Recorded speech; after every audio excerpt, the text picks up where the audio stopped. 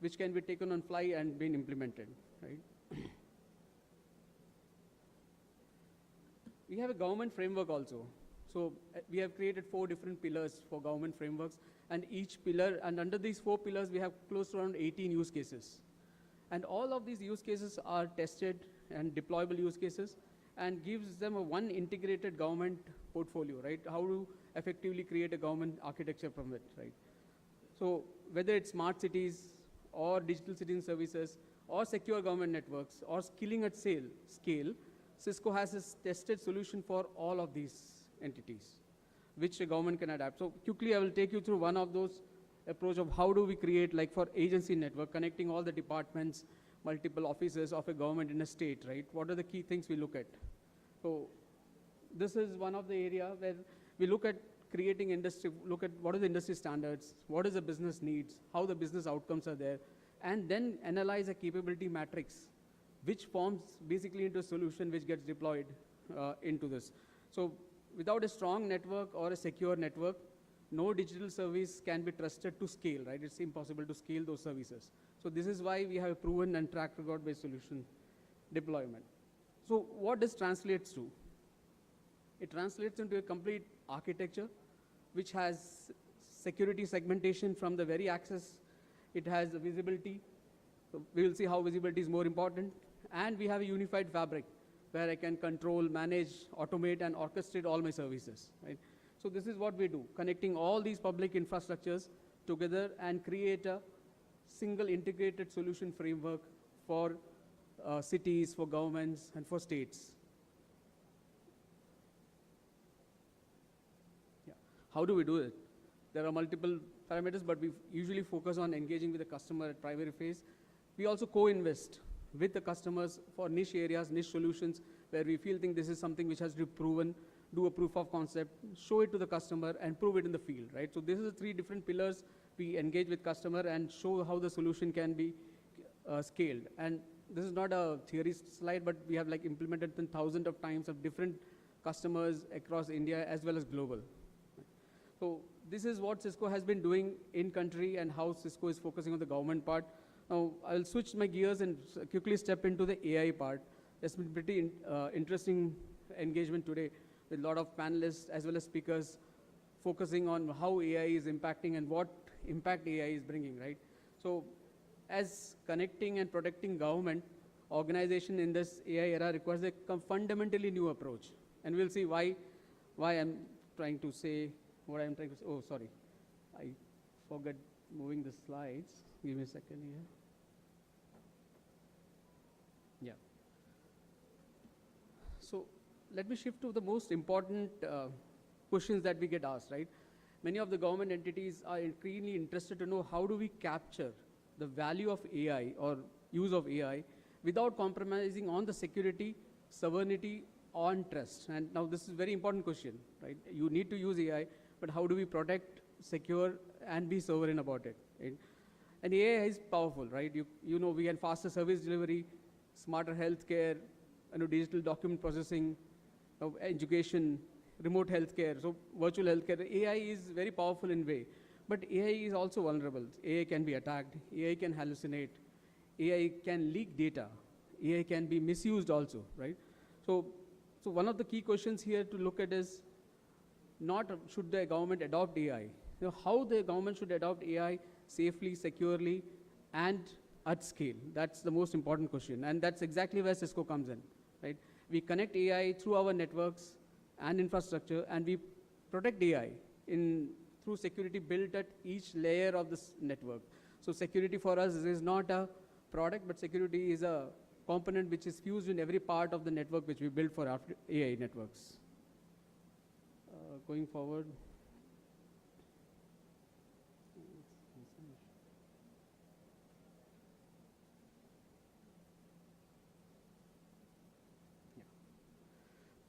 So we are going through a radical transformation of how the world looks, right? And this is not an exaggeration. Every assumption we held about technology, about network, users, application, security is being rewritten in the real time, right? For decades, network was built for users, humans logging in from offices, applications running in data centers, right? And traffic flowing in known patterns. So we exactly knew how the traffic used to flow. Now, none of this holds true for today, right? And AI is reshaping every layer. So for governments is both an opportunity as well as a challenge of how do they encompass an application development which used to take years and years to months and days and weeks. But at the same, the challenge is how do you ensure that that is secure, the data is sovereign, and the zero trust security frameworks built it across, right? And here is the governments have the maximum opportunity to leapfrog into the AI era with infrastructure ready for whatever is coming next.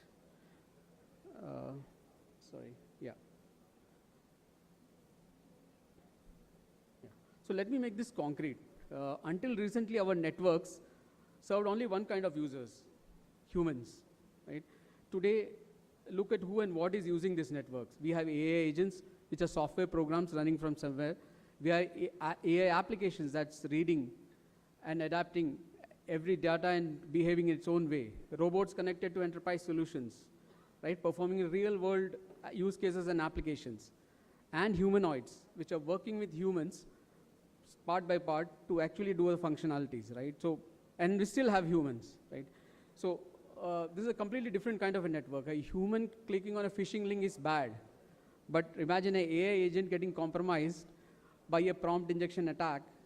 That's really going to impact a large amount of people in the industry.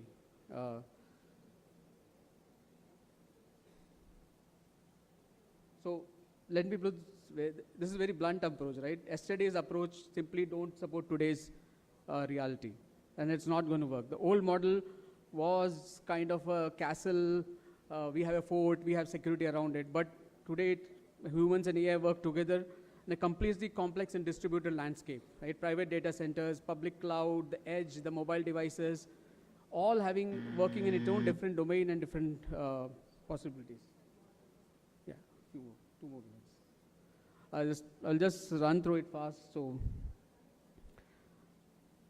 one of the most important part is, just for a test use case, if an application has to reach a user, it has to cross its domain of data center, it has to cross the known customer's network, and it has to also cross the unknown networks in between, then it reach, right? So how do we know where the impact is happening? Is it a cyber attack which is happening? Is it a DDoS attack? Infrastructure issues? Network link loss? So visibility and creating a single framework is very important for the AI world. And that's where Cisco delivers a single integrated fabric across every environment, every device, and the user. As my time is running up, so I'll just quickly focus on this part. Yeah. So AI is, from Cisco's point of view, AI is focused on 4 different pillars, right? Where network is the most important part. About the network bottleneck and latency will stall AI investments, and this is no longer a utility. Network is the lifeblood of an AI infrastructure, right? Second, we are accelerating the private data centers driven by surge of workload. So because we are seeing hypercloud, neo clouds coming, and more data center close to the edge. And the fourth and the most is distributed security, where security is going into every part of the network framework, right? Each of this is a new infrastructure. Each of this is a new problem that Cisco is trying to address. And this is exactly what Cisco is building today. And it's not in lab, it's in production, right? We have the first AI mission data centers deployed in the country, completely end-to-end done by Cisco. I'll just wrap it up with the last part. Yeah. So one important part, I'll just cover this slide. So this is where the most important part, how are we getting, right? Years and billions of traffic which flows through Cisco's network devices across the world. We learn what attacks happen. We learn what kind of severity cases are opened. We learn what kind of issues come up in network troubleshooting. We know also different kind of networks that are being built up, right? So this is where we evolved one of the biggest and most powerful ecosystem, which is deep network model for network infrastructure. And this deep network model is powering everything around what Cisco is doing. And it is not only building AI-ready data centers and AI networks, it is ingesting AI in real time in a lot of our applications. Every product of Cisco today has AI. For example, WebEx or video conferencing has a complete AI assistant with you, which will do a minutes of meeting, will cover all those follow-up questions, and will give a summary to you on what the meeting has transpired into. So that's how AI is impacting. With that, I will close. I know I've taken more time. Thank you. Thank you for your time.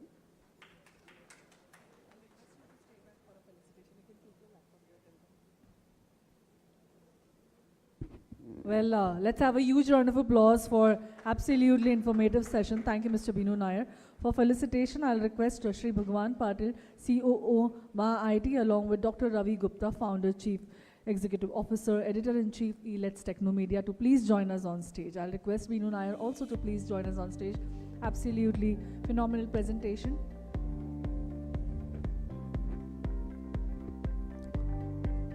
We shall be having more such insightful sessions, ladies and gentlemen. Can we have a huge round of applause? Everyone, come on.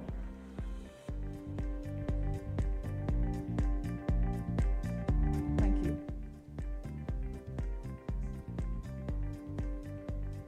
Well, now it's a time for a technical presentation, and I shall call upon Mohit Khanna, Chief Manager, Union Bank. Can we have Mr. Mohit Khanna on the stage, please? Ladies and gentlemen, please join me in welcoming Mr. Mohit Khanna, Chief Manager, Union Bank.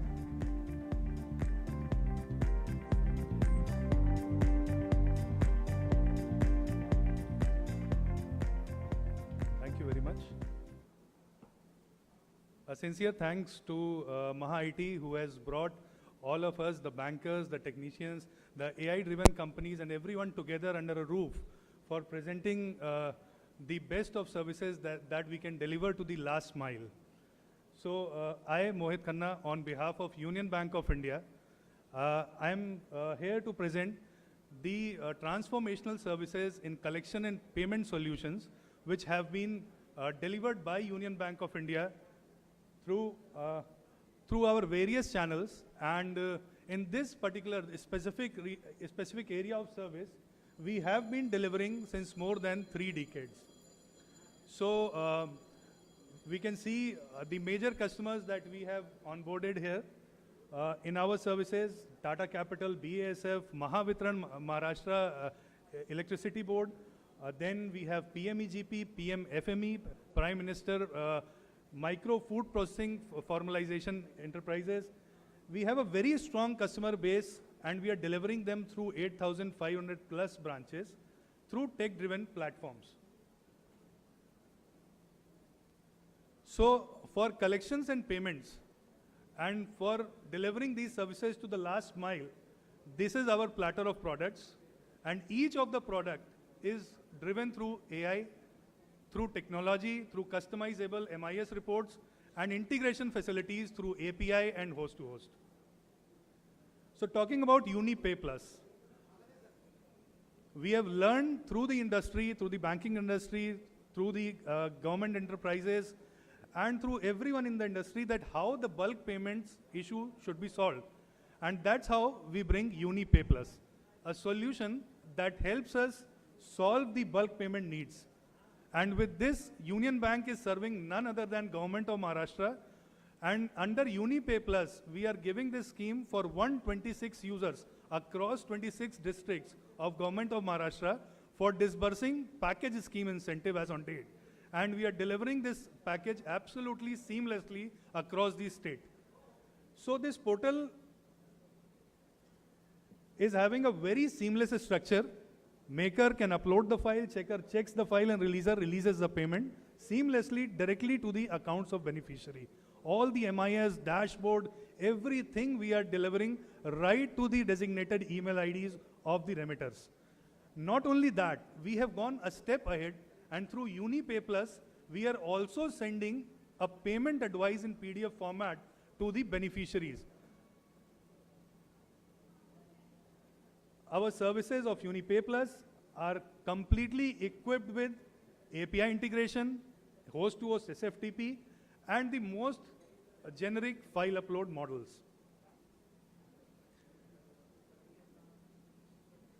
After that, for the collections space, we are very much equipped with Uni eNACH, which is a seamless web portal-based platform, which not only helps the utility companies, the DISCOMs, the NBFCs to get the mandates registered, but also to get them processed and get the MIS delivered right into their ERP system. We are also in the space of DBT disbursements through UniNatch, wherein we must have seen models wherein the lot of payments, lakhs of payments are done through Natch. All those models are seamlessly developed by Union Bank of India, and Union Bank of India delivers them to PM Kisan Yojana, many state-driven CMEGPs. To all of them, we are delivering UniNatch, which is a seamless method of disbursing DBT. So the process is very simple. Institution or department sends us the file. We send the same to NPCI, where it gets seamlessly remitted to the beneficiary's account, and we deliver the MIS back into the institution or the department so that their UC, their audit trails, everything can be seamlessly generated. Similarly, we have eNatch, wherein we seamlessly register the payment mandates, the collection mandates, and the proceeds are delivered right into the ERP in the most customized form by Union Bank of India. The process flow is very simple. Through Aadhaar, debit card, or internet banking, through any channel, Union Bank of India is able to register the mandates of any number of users, and the same, the data of the same is delivered to the corporate or the government institution. Once the mandates are registered, we are able to run through the transactions, and then the settlement file and the transactions are seamlessly settled into the ERP of the institutions. So these are some screenshots how it works. Through SMS, we are able to send link. So to the last mile, even a user who is using a basic smartphone, we send the SMS which contains a link, and from there, they have to just verify and fill a few details. Then they have to authorize with debit card, Aadhaar card, or internet banking.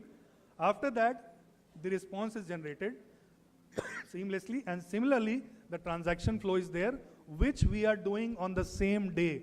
That means, like many of the prominent bankers, Union Bank of India does it right on the same day, not holding any of the funds with us, settling seamlessly into the account wherever the corporate or the government institution needs it.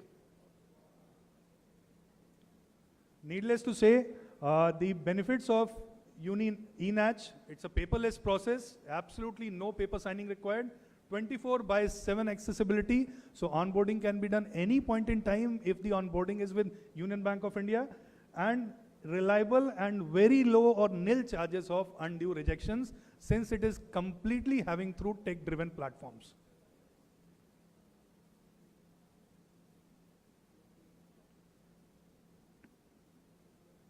So Union Bank of India is a pioneer in virtual accounting, wherein a large number of users can pay various fees, utility fees, or any other remittance to the institution's account or organization's account. And all that reconciliation we are providing seamlessly right into the ERP of the institutions.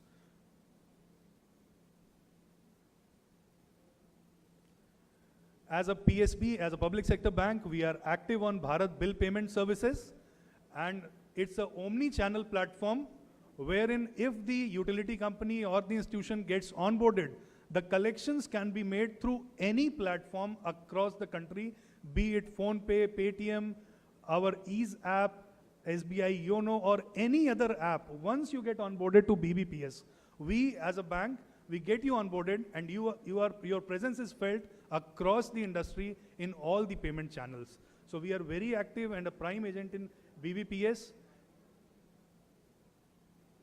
Now talking about the last mile delivery, Union Channel Finance is a way in which we are catering and delivering to the MSMEs, to the last mile entrepreneurs who require the credit lines while they are having dealerships of reputed A-rated, AA-rated companies. So our bank has, Union Bank has defined a scheme wherein up to 5 crores, and in case of AAA rated companies, up to 7.5 crores of limit can be provided without any collateral. So it's a big help for MSMEs, which Union Bank of India is providing through Channel Finance scheme. So this is how it works. It's a seamless model, Channel Finance. Once the dealer is onboarded, the MSME partner is onboarded, all they need to do is to upload their invoices in our portal. We instantly finance them, and they have a good repayment time of up to 90 to 120 days to repay at a very comfortable and competitive interest rate.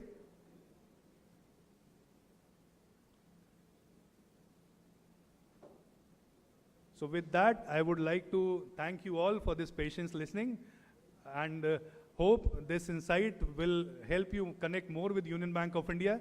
In case we could help in any way to you in terms of channel partnering or financing, do keep in touch with us. Thank you very much. Thanks a lot. Thank you so much. Can we have Dr. Ravi Gupta along with Rose to please join us on the stage from Let's Technomedia.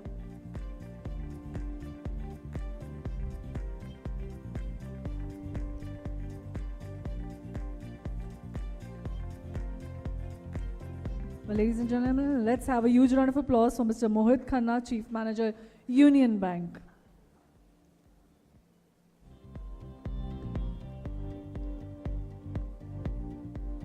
Let's move on to the next technical presentation, Data to Decisions. Well, a very significant topic. To highlight this topic, I'll request the next speaker to join us on the stage, Mr. Anand Singh, Leader, State Government Business, Dell Technologies. Can we have a huge round of applause and welcome Mr. Anand Singh on the stage, please. Ladies and gentlemen, can we have a huge round of applause? Come on.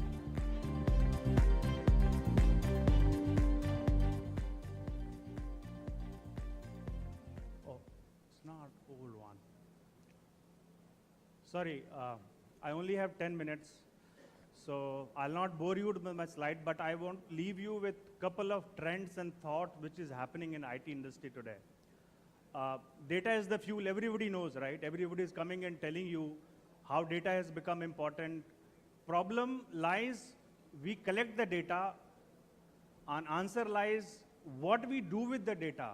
Is the data giving you an actionable input?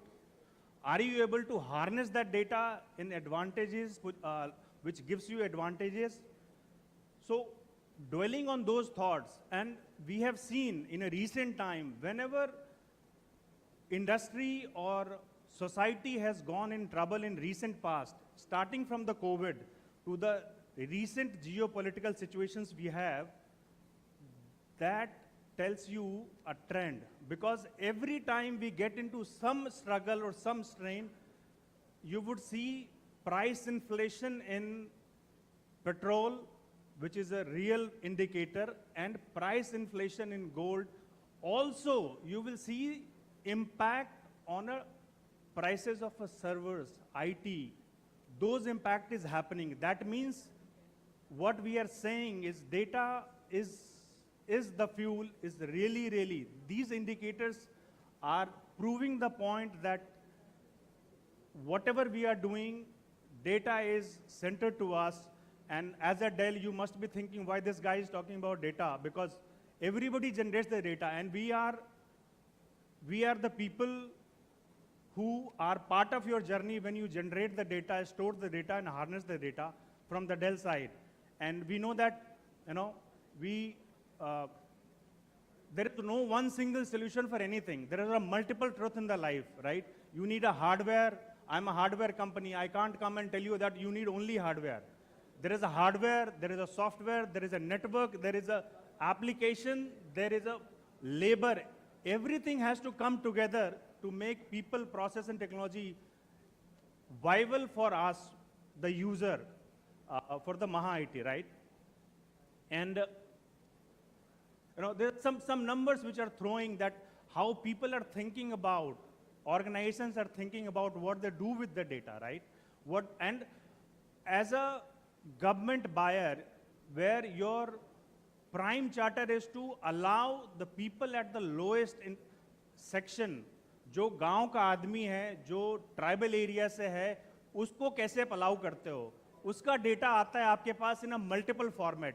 So as a decision maker, you have to enable that data. And cyber security tells you कि आप सारे format में data नहीं ले सकते हो, structured unstructured सब, because आप गवर्नमेंट के लोग हो, आपको इनेबल करना है कि citizens of India are getting benefited out of this overall endeavour which you put on an IT. And that is where Dell has one of the solutions, not these solutions. I'm going to talk about it in further details, like how do you optimize the workload, right? At the same time, agility is increased. It going in an opposite direction, right? Workload will take you this way, agility will take you this way. There has to be a common path, which some solutions can make you achieve that. At the same time, not every data is very important, right? You have multiple tiers of a data which you can put, and accordingly, I'm saying not every data is important, but where you keep those data, are there to be on a hot tier or cold tier? Do you need that data which you access only once in a year? Or you need a data which access every day? So depending on that, you choose the workload, you choose the data, classify that, and use it towards your advantages, right?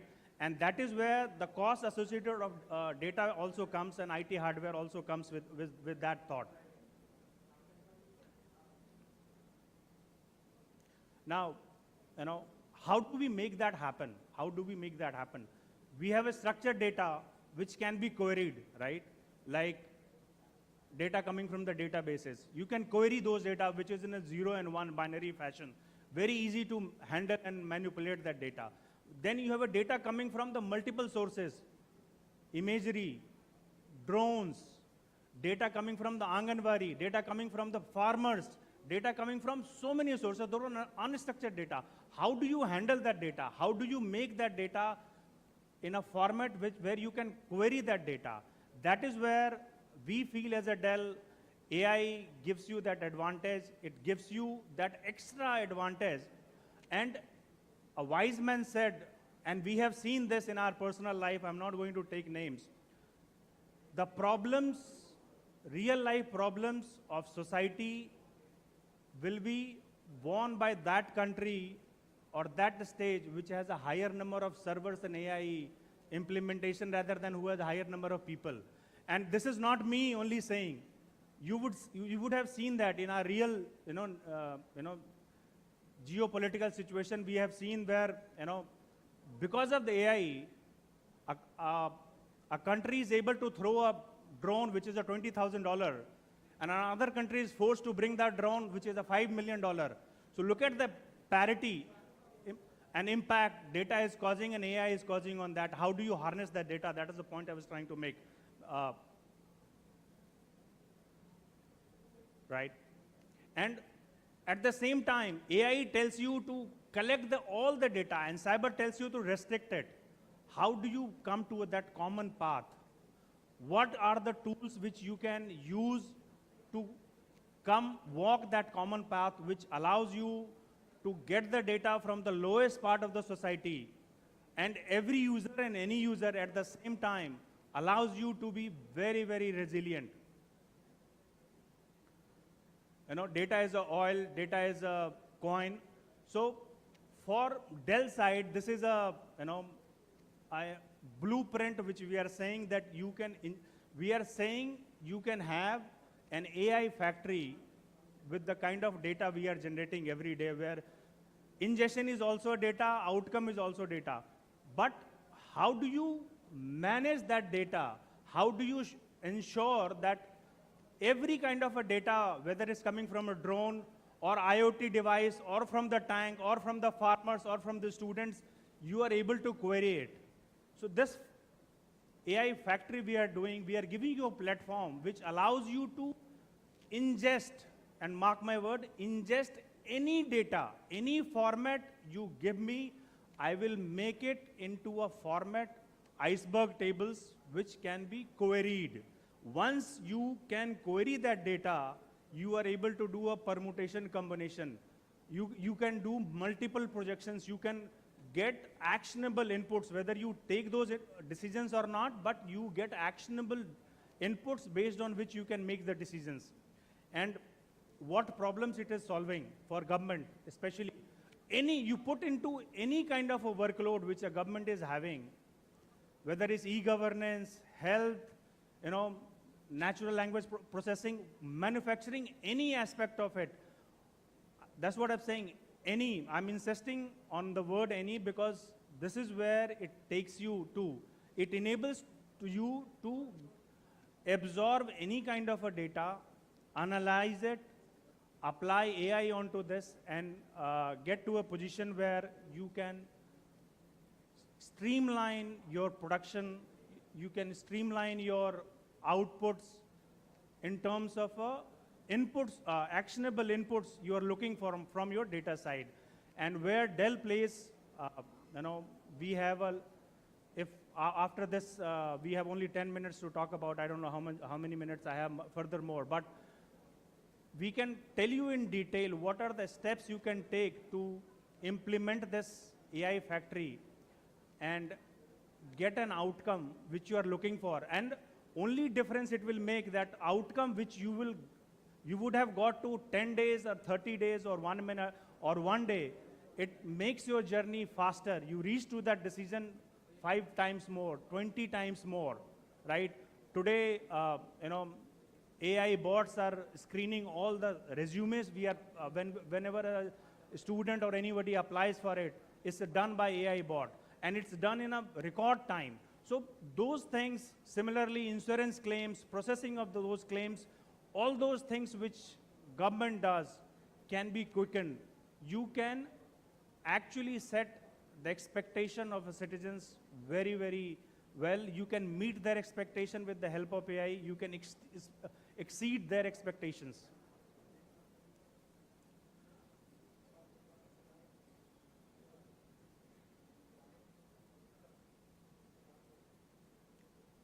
With AI platform, AI factory, which I just spoke about, or data platform, as a Dell, we give you an architecture which is a sovereign in nature.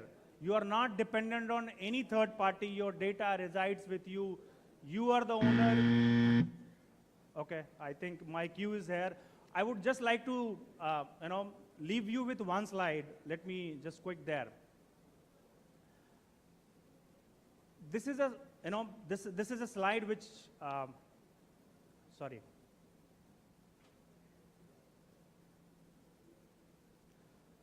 So first, I spoke about the AI and usage of AI, how it, it broadens your overall landscape of, data consumption. So that also gives you a threat. This slide talks about a life once you are impacted with ransomware kind of a situation. How do you come out? Like if you have fallen while you are running, if you have, if you have taken a fall, how do you get up so quickly? This is what we talk about. It's called cyber resiliency architecture, where we ensure if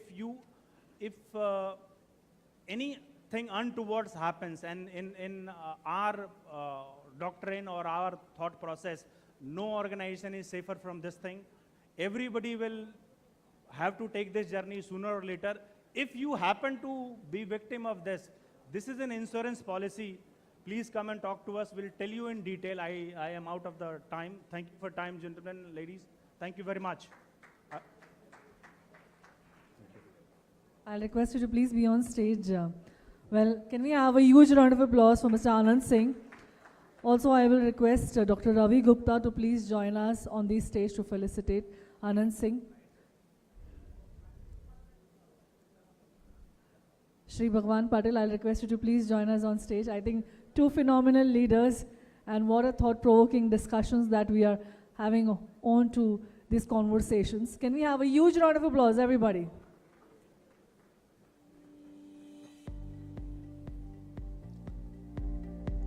Thank you, gentlemen. Well, now let's move on to the next technical presentation. I may call upon Mr. Vikas Tiwari, Head of Solution Architecture, Public Sector, Amazon Web Services India Private Limited, to kindly join us on stage for the next technical presentation.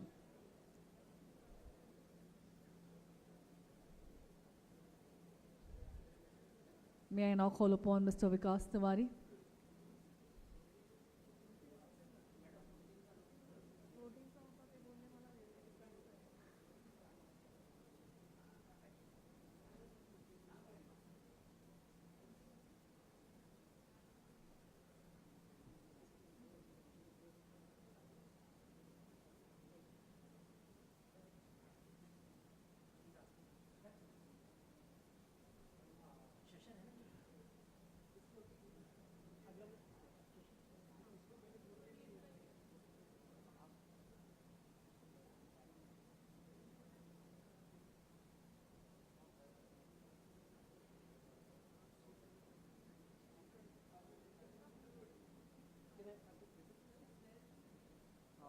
don't see the clicker.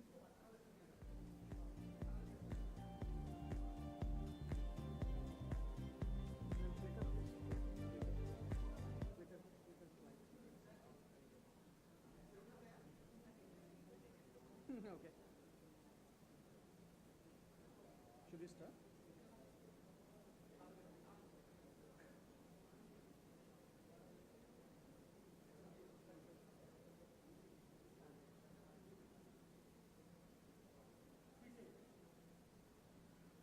Hi, good afternoon, everyone.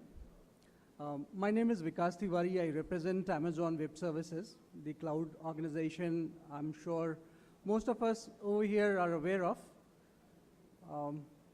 So I lead the technology team for AWS public sector, and it's been overall 23 years of industry experience and last 10 years working very closely with Government of India. I joined Amazon in 2017 when cloud was just a buzzword, and most of the government customers were still asking questions, is cloud the right platform? So I've been part of that journey with government. I've seen the initial few workloads moving to the cloud, and over the period of time, I've witnessed the quick adoption, the way AI is transforming. So I thought I'll just spend time today by quickly sharing the kind of work we have done and the new scale AI-based capabilities that we are seeing, which are quickly transforming the work experience, the overall citizen experience, and even for the government officials, how we can transform how we deliver our services to the citizens of the country. As part of AWS, this is our mission of a public sector team where we want to impact the lives of 1.4 billion citizens of the country, and especially the bottom of the pyramid. We have been fortunate to work very closely with government. I'm sure most of you have used during the pandemic the workloads like CoWIN and Arogya Setu. Everyone used CoWIN? Yep, so we have been very fortunate to work with government to handle such kind of national platforms. Just to quickly cover about AWS. AWS is the Amazon Web Services, the cloud platform, which is available across organizations. And yesterday only we completed 20 years in the industry. What started as a side project within Amazon Retail has become a buzzword, and that disrupted a lot of the traditional models. So earlier we used to have perpetual license-based databases, a lot of perpetual licensing software. The way Amazon turned an open source-based solutions, open source-based capabilities into production grade, that really transformed the overall software experience, overall service delivery experience. And what we see today in India, be it you are interacting with day-to-day applications, be it Zomato, Swiggy, be it maybe Paytm, all kind of applications that you're using today, in some form they're utilizing the cloud capabilities. In India, we have got two regions. We have invested heavily in India. We have invested heavily in Maharashtra. We have got several data centers and 3 availability zones that we have set up in Maharashtra, and there are 3 that we have set up in Hyderabad. There are 250 plus services, and if any one of you have used the capabilities of cloud, we set up a cloud in 2016 in India. And we are extremely proud to say that till date, not even a single downtime of our data centers in India have been encountered. It's a flawless 100% uptime service delivery that we have given to our customers. And the kind of scale we have seen is unprecedented. Because of that, government has trusted us on many critical occasions, be it the G20 portal when we saw lakhs and lakhs of attacks happening on the G20 portal. We work very closely with government to ensure we can secure the workload, which was of extreme prestige for India. Be it the pandemic workloads, we worked with NIC during the Arogya Setu time, designed the application in 10 days and then launch it for citizens. We worked with Ministry of Health for the CoWIN application. We worked with CDAC for the eSanjeevani application and ensured that these platforms can scale for the citizens of country. In Maharashtra, we have got MSCDCL, which is running their core SAP ERP systems and their power and energy distribution applications on AWS. And we have been fortunate to ensure that the service delivery is up to the mark for the citizens of Maharashtra. We know there's a concept of India Stack, so I just want to give a reference that these are the 12 platforms which have been identified as India Stack, which is a technology which is available for the world. So we have designed in India, and we are willing to give these platforms to the world, everyone, all countries, be it African countries, South Asian countries. And if you can see the next slide, please. Yeah. So if you can see the boxes which are marked here, we have been extremely privileged to work with government to serve with these platforms: CoWIN, DigiLocker, Umang, Arogya Setu, GEM, API Setu, Poshan Tracker, the NSDC's SID platform. All these platforms are currently running on AWS, and we are ensuring, and there are many more critical sensitive workloads that we are working with government for the scalability of it. Beyond that, there are, as I mentioned, with Maha IT itself, we are running multiple workloads, the DBT workload we are running, MSc DCL, and a lot of other PSUs and the government, critical government organizations, they are trusting AWS. And the key thing that we are doing it because the kind of innovation we have brought in terms of security, that's where we are working closely with government. One specific thing that I want to call out in the AI space, we all know India AI mission, right? So in India AI mission, government has a mandate that we want to develop our indigenous LLM models, which can support all 22 Indian languages. So we are very closely working with IIT Mumbai and Bharat Jain. We are working with Sarvam.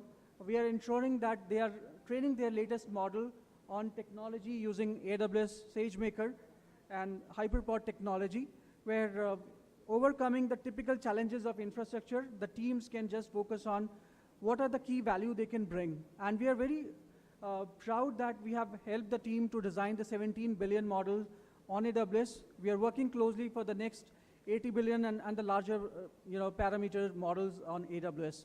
So it's a journey, it's a great learning. We are bringing the capabilities, the SMEs from the worldwide. We just want to share a couple of more examples. Anthropic is one of the leading providers.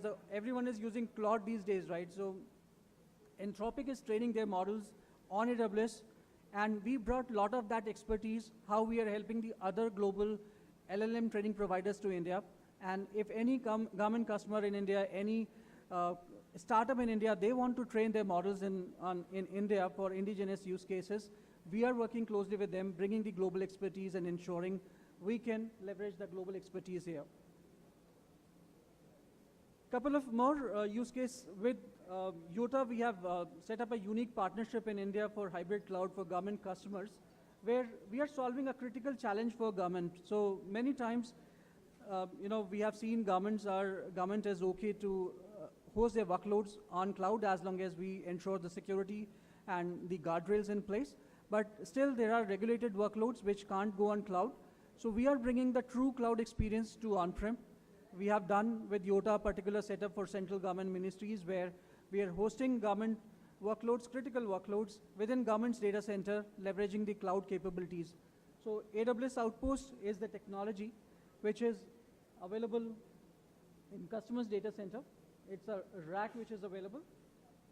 Not sure if it's, yeah. So this is a 42U rack which is available for customers. It gets deployed, and you can safely host your application with full assurance that no customer data moves out of the premise of government data center. We are doing it with Keltron in Kerala and with central government ministries as well.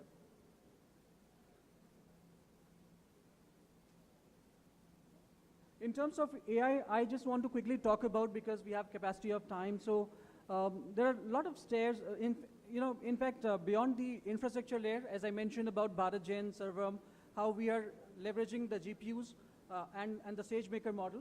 Plus, we have more capabilities, more layers, where we have got Amazon Bedrock, which is the API layer. Any latest model, be it the Anthropic's Claude model, pretty soon we are going to offer the OpenAI models from India regions so that you can leverage the latest state-of-the-art models. Apart from a lot of open source model that's available today, one API, keep experimenting and keep changing with all the enterprise-grade security. where no model provider has got access to these things. That's what is the middle layer. And at the top layer for the end users. So I'll take a particular case, for example, each government department today or each government official has a requirement where they may want to try AI capabilities, but every time they try, they'll go to either ChatGPT or some other tool, right? But again, every time they have to feed certain documents, certain law documents, and next day when you come and try the same tools, that tool has probably forgotten the context. We have got certain capabilities where we have got certain tools which are available, which will be as smart as, you know, I'll talk about that in a couple of slides, but this is the Humane and the Project Rainier I was talking about, where Anthropic is training the models on AWS, where we can set up a complete AI factories. We can do that in every state data centers. That's a capability we're offering today. The key use case I was talking about Amazon Quick, and this is the last thing I'll just share, and I'll leave you with this. We have a capability that you don't have to upload your documents to any other portal, any other central place. You can keep all your document as is as you manage in your own laptop. This is a desktop application which works like a second brain. It will keep evolving, it will keep learning every day when you are interacting with it. And the more you use it, it will learn more. And then when you're responding to certain applications, for example, if you have got your documents which are related to all the regulations for your particular department, it will refer to that and can become your daily companion. So it has completely transformed our internal life in Amazon. I'm sure it's very relevant, and we would like to experiment that, give that as an experiment for you. So that's all. With a limited time, I just wanted to share a quick glimpse of what capabilities we have done in AWS, what we are doing, and what is the potential in future. I lead the tech team. I'm happy to take questions offline. If you have any use case, any tough challenge that you believe can be solved by AI, I'm willing to discuss that and invest resources, technology to solve along with you. Thank you so much.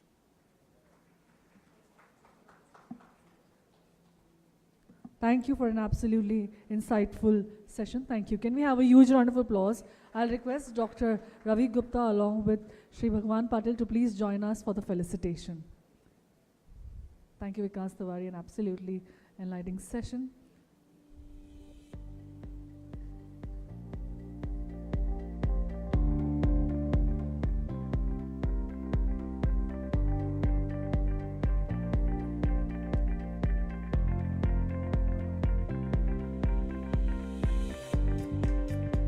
Can we have a huge round of applause, ladies and gentlemen, everyone?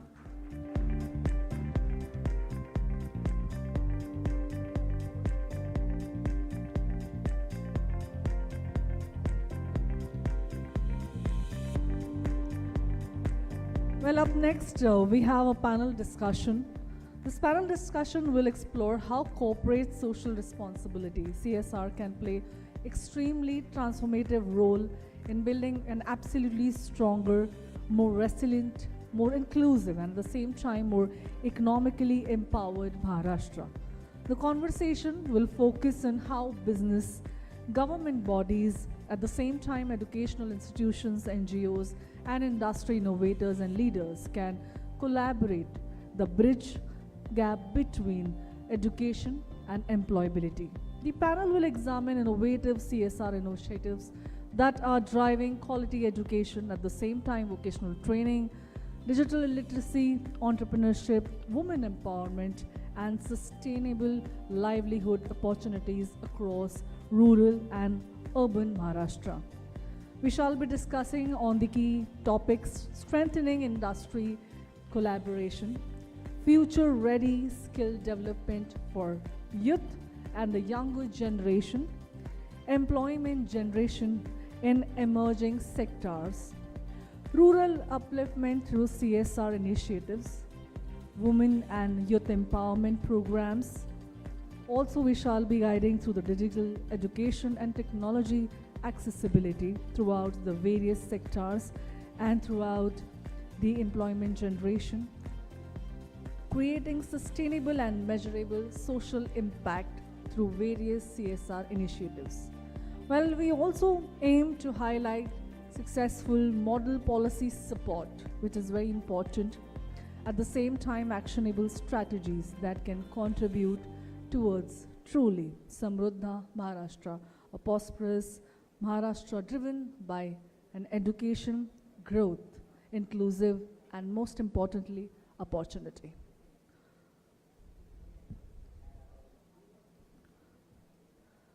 The panel discussion topic is Samruddha Maharashtra, Advancing Education, Skills and Employability through CSR. First and foremost, we are very glad that we have esteemed panel joining us today. I may now like to invite Shri Appa Sahib Dhudats, IAS Secretary, OBC Bahujan Welfare Department, Government of Maharashtra. Can we have a huge round of applause and welcome him? Well, we are very glad to have him today as we shall be listening to his insights and vision on this phenomenal topic. First of all, namaste and thank you, sir, for joining in. We are very glad. Let's begin. Next joining us is Sameer Pandey, Managing Director, Maharashtra Knowledge Corporation Limited. Once again, a great insight. I think a very different perspective, which is very important. Thank you so much, namaste, sir, for joining us today. I may now request Professor Shirish B. Kedare, Director, Indian Institute of Technology, Bombay. Can we have a huge round of applause and welcome him? Thank you so much, sir, for joining in. You all know that we are now going to go for a very dynamic session here. Joining us is Mr. Robin Sarkar, Project Director, Shiksha and DDP Shiv Nadar Foundation. Can we have a huge round of applause and welcome him on stage? Also joining us on the panel is Harish Porwal, Partner EY India. Can we have a huge round of applause and welcome Mr. Harish on the stage? May I now call upon Mr. Nitin Bhatia, Regional Sales Leader, Public Sector, Cisco India and South Asia. And the key moderator for this phenomenal session, Shri Bhagwan Patil, COO, Maha IT. Can we have a huge round of applause, everyone?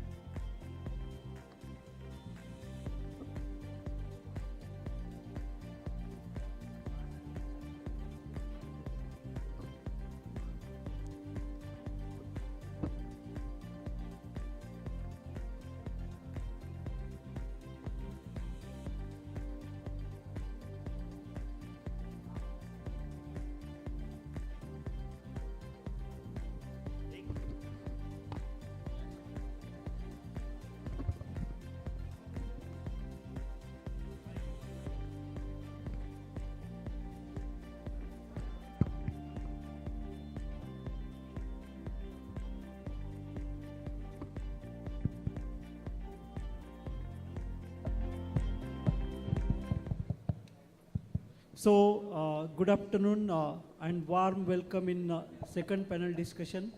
In morning we had full morning sessions actually, Chief Minister Sir, Selar Sir and Sunetra Tai. So it was a full discussion and we are having after this the discussion about CSR panel, which is again developed by Protein, previously NSDL. So after this, that part. So my first, this panel discussion is about समृद्ध महाराष्ट्र. महाराष्ट्राच्या कानाकोपऱ्यात आपण कशी समृद्धी आणू शकतो, कुठल्या कुठल्या मार्गाने आणू शकतो याविषयी पॅनल जे आहे त्यांच्याकडनं आपण त्यांचे विचार जाणून घेऊयात आणि त्या दृष्टीने आपण पुढची भविष्याची वाटचाल करूयात. So my first question to Appasaheb Dhulas sir, who is IAS and Secretary OBC. So, sir, we have full part, I mean to say, your experience will give great leadership for Maharashtra. So my first question is that we are choosing what role can digital governance for platforms play in improving transparency, accountability and outcome tracking for CSR funded education and skilling projects, sir. So over to you, sir. Thank you, sir. Namaste, everyone. I am Appasaheb Dhulas, Secretary OBC. Thank you for inviting me, sir. And I can make out from the faces that the function is going very, nicely and well organized one. My department, OBC department, it is also called as VJNT department. That means Denotified and Vimukta Jatis department. Although Maharashtra population is around 13 crore, but OBC population is around 7 crore, out of which still today 1.5 crore population, still we need to approach them because large chunk of this mass is nomadic one. They don't have housing facilities. There is a seasonal migration always, and socially they are excluded. They are far away from the mainstream areas. That is why Government of Maharashtra started this department. In 2017,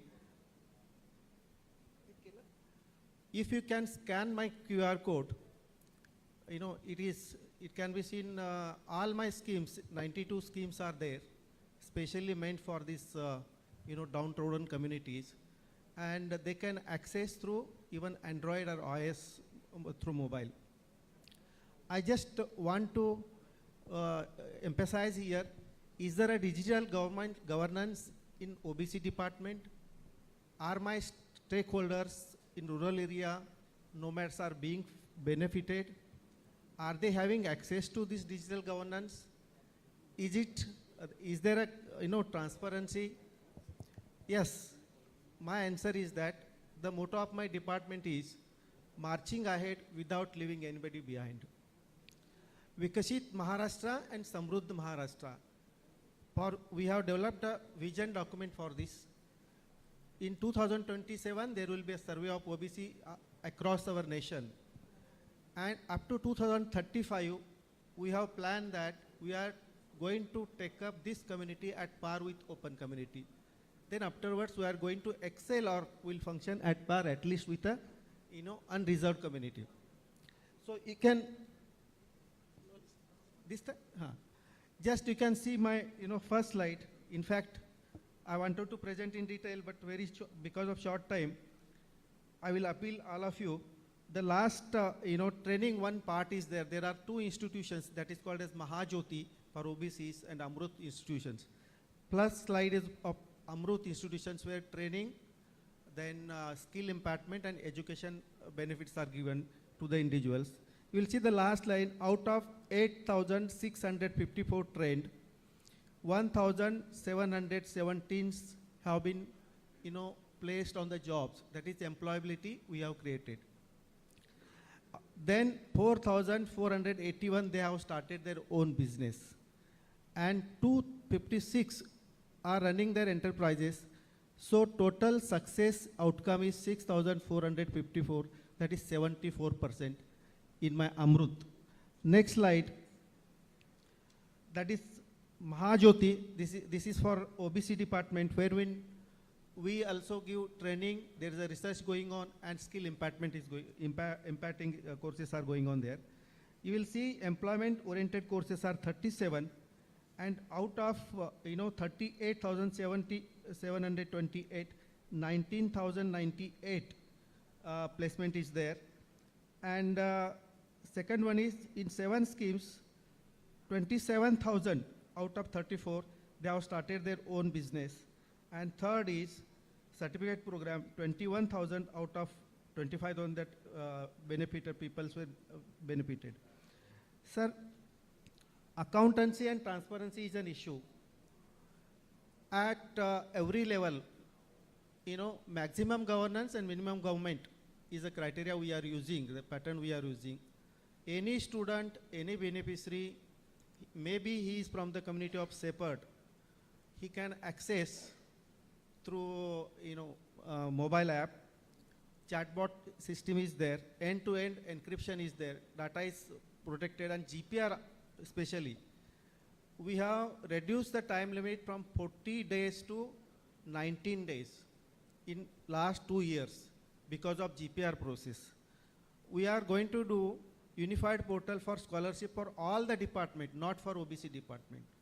Likewise, we are making a hostel facilities, Maha Hostel unified portal for the all the departments, all department hostels, so that we can monitor the attendance, we can give admissions, and students who are in merit, they can understand, know whether he can get the hostel admissions or not. At the same time, we are also, selected 561 foundation has taken, came forward to adopt my 6 schools for, AI education purpose. So, my appeal is that there is absolute accountability is there, roles and responsibilities have been charted out and notified by the government, checker, maker, then transparency is there. That means absolute grievance redressal mechanism is there, feedback mechanism is there. You can see from the data that how success, is being, observed in my department. So I appeal all the private agencies to come forward for supporting us in through CSR activities in hostel or through funding in terms of scholarships or creating any labs or AI labs like that, sir. Thank you very much, sir. Thanks. Thanks a lot, sir, for detailed guidance to gathering. So, IIT Bombay, Mumbai is playing very, very active role in development of Maharashtra since its formation, and we are proud that IIT Bombay is in Mumbai. So, we already have MOU with IIT Mumbai, their Bharat Jain, they have Bharat Jain Institute for AI, Artificial Intelligence, and we are actively working with IIT Mumbai. So my question to sir, for industrial development 4.0, so we are already developing, MahaIT is developing Maitri 3 portal and all that. So my next question to sir is, what role should higher education institutes play in preparing students for Industry 4.0, which we have discussed just now, and entrepreneurship and innovation-led career, sir? So this is...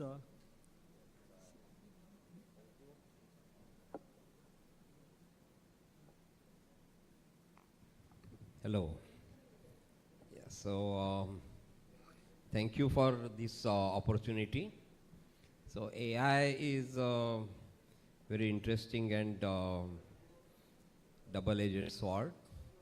So one thing is we have to learn to use AI, and our people need to learn to use AI. So the finishing schools or short courses about AI beyond just using the apps need to be developed. Today people are paying 20,000-30,000 to just to learn to use AI. So this kind of motivation we need to bring in college students. So this is something that we need to do.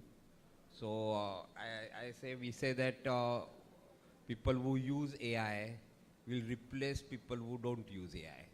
So it's our job as a state, as an education system, to have students exposed to AI, but also know its limitations. At present, there are limited apps which can do certain things, and it can also be wrong. And that sense needs to be developed for the person who uses AI. We get emails from students in which it's a dear, fill the name, and everything like that. And they just send it like that. So we have literally stopped taking any email complaints. We ask them to write on page and paper and submit a complaint. So we need to use AI properly in normal workplace, in normal industry. There are many jobs which can be easily done faster, better with AI. This is one thing. Secondly, data management, industry level data management, manufacturing process, this can be further optimized. So I think industry and experts, education systems, research manpower has to work together. So for example, we have Center for AI for Manufacturing, where manufacturing means not just lathe and workshops, but also pharmaceutical, any industrial activity, construction activity, logistics, semiconductor related design, and many other design activities. Can bridges be done by AI?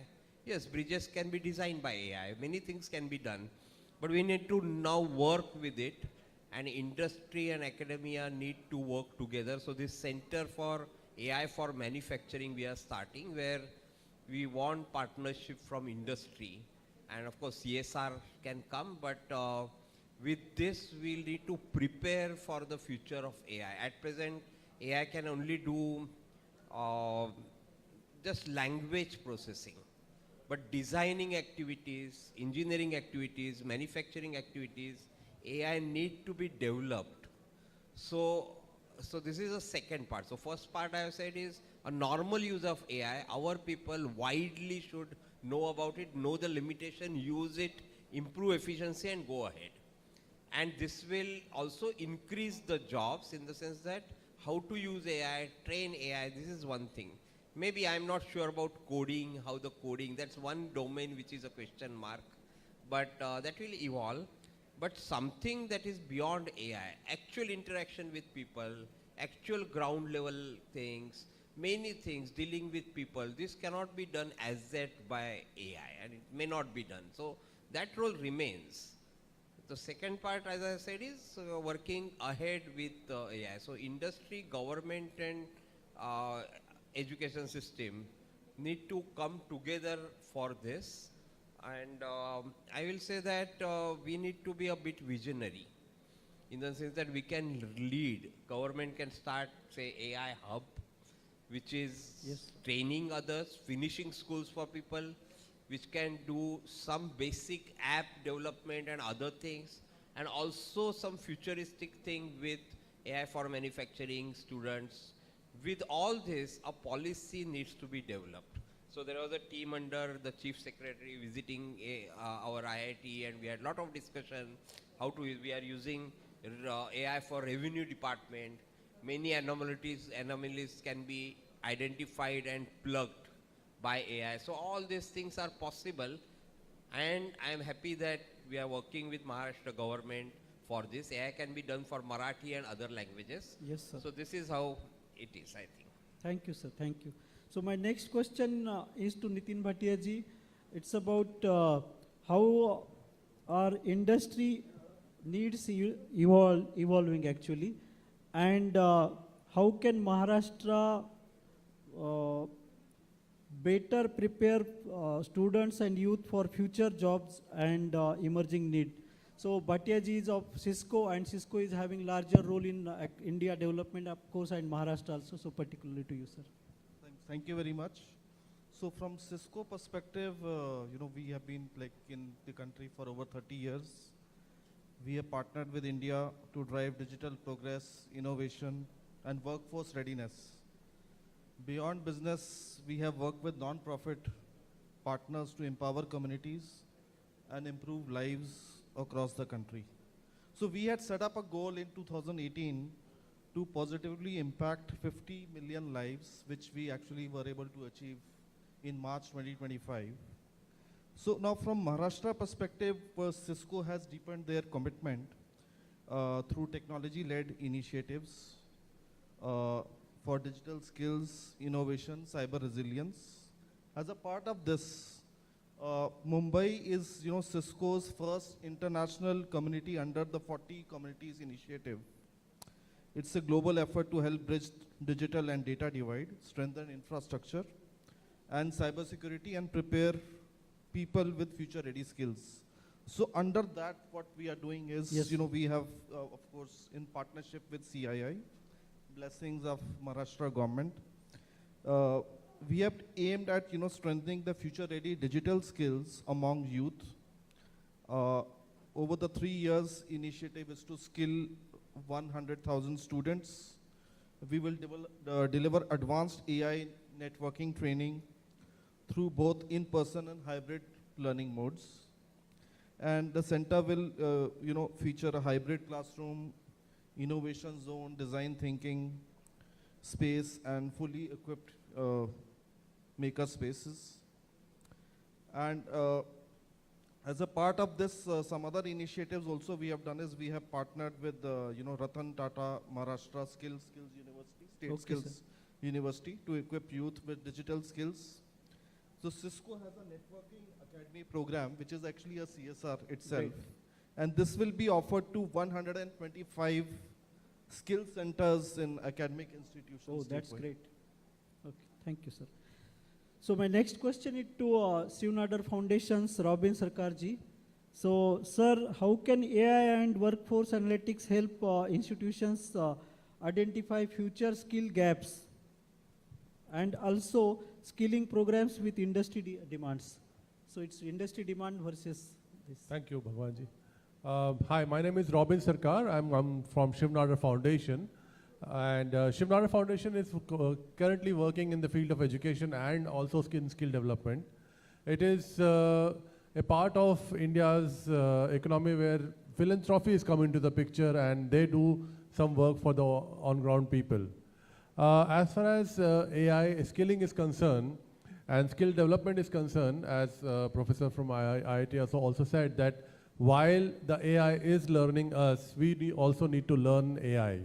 And as we go deep into the rural part of India, we have a kind of a dire situation where we don't only have to talk about AI, but also have to talk about basic education in place.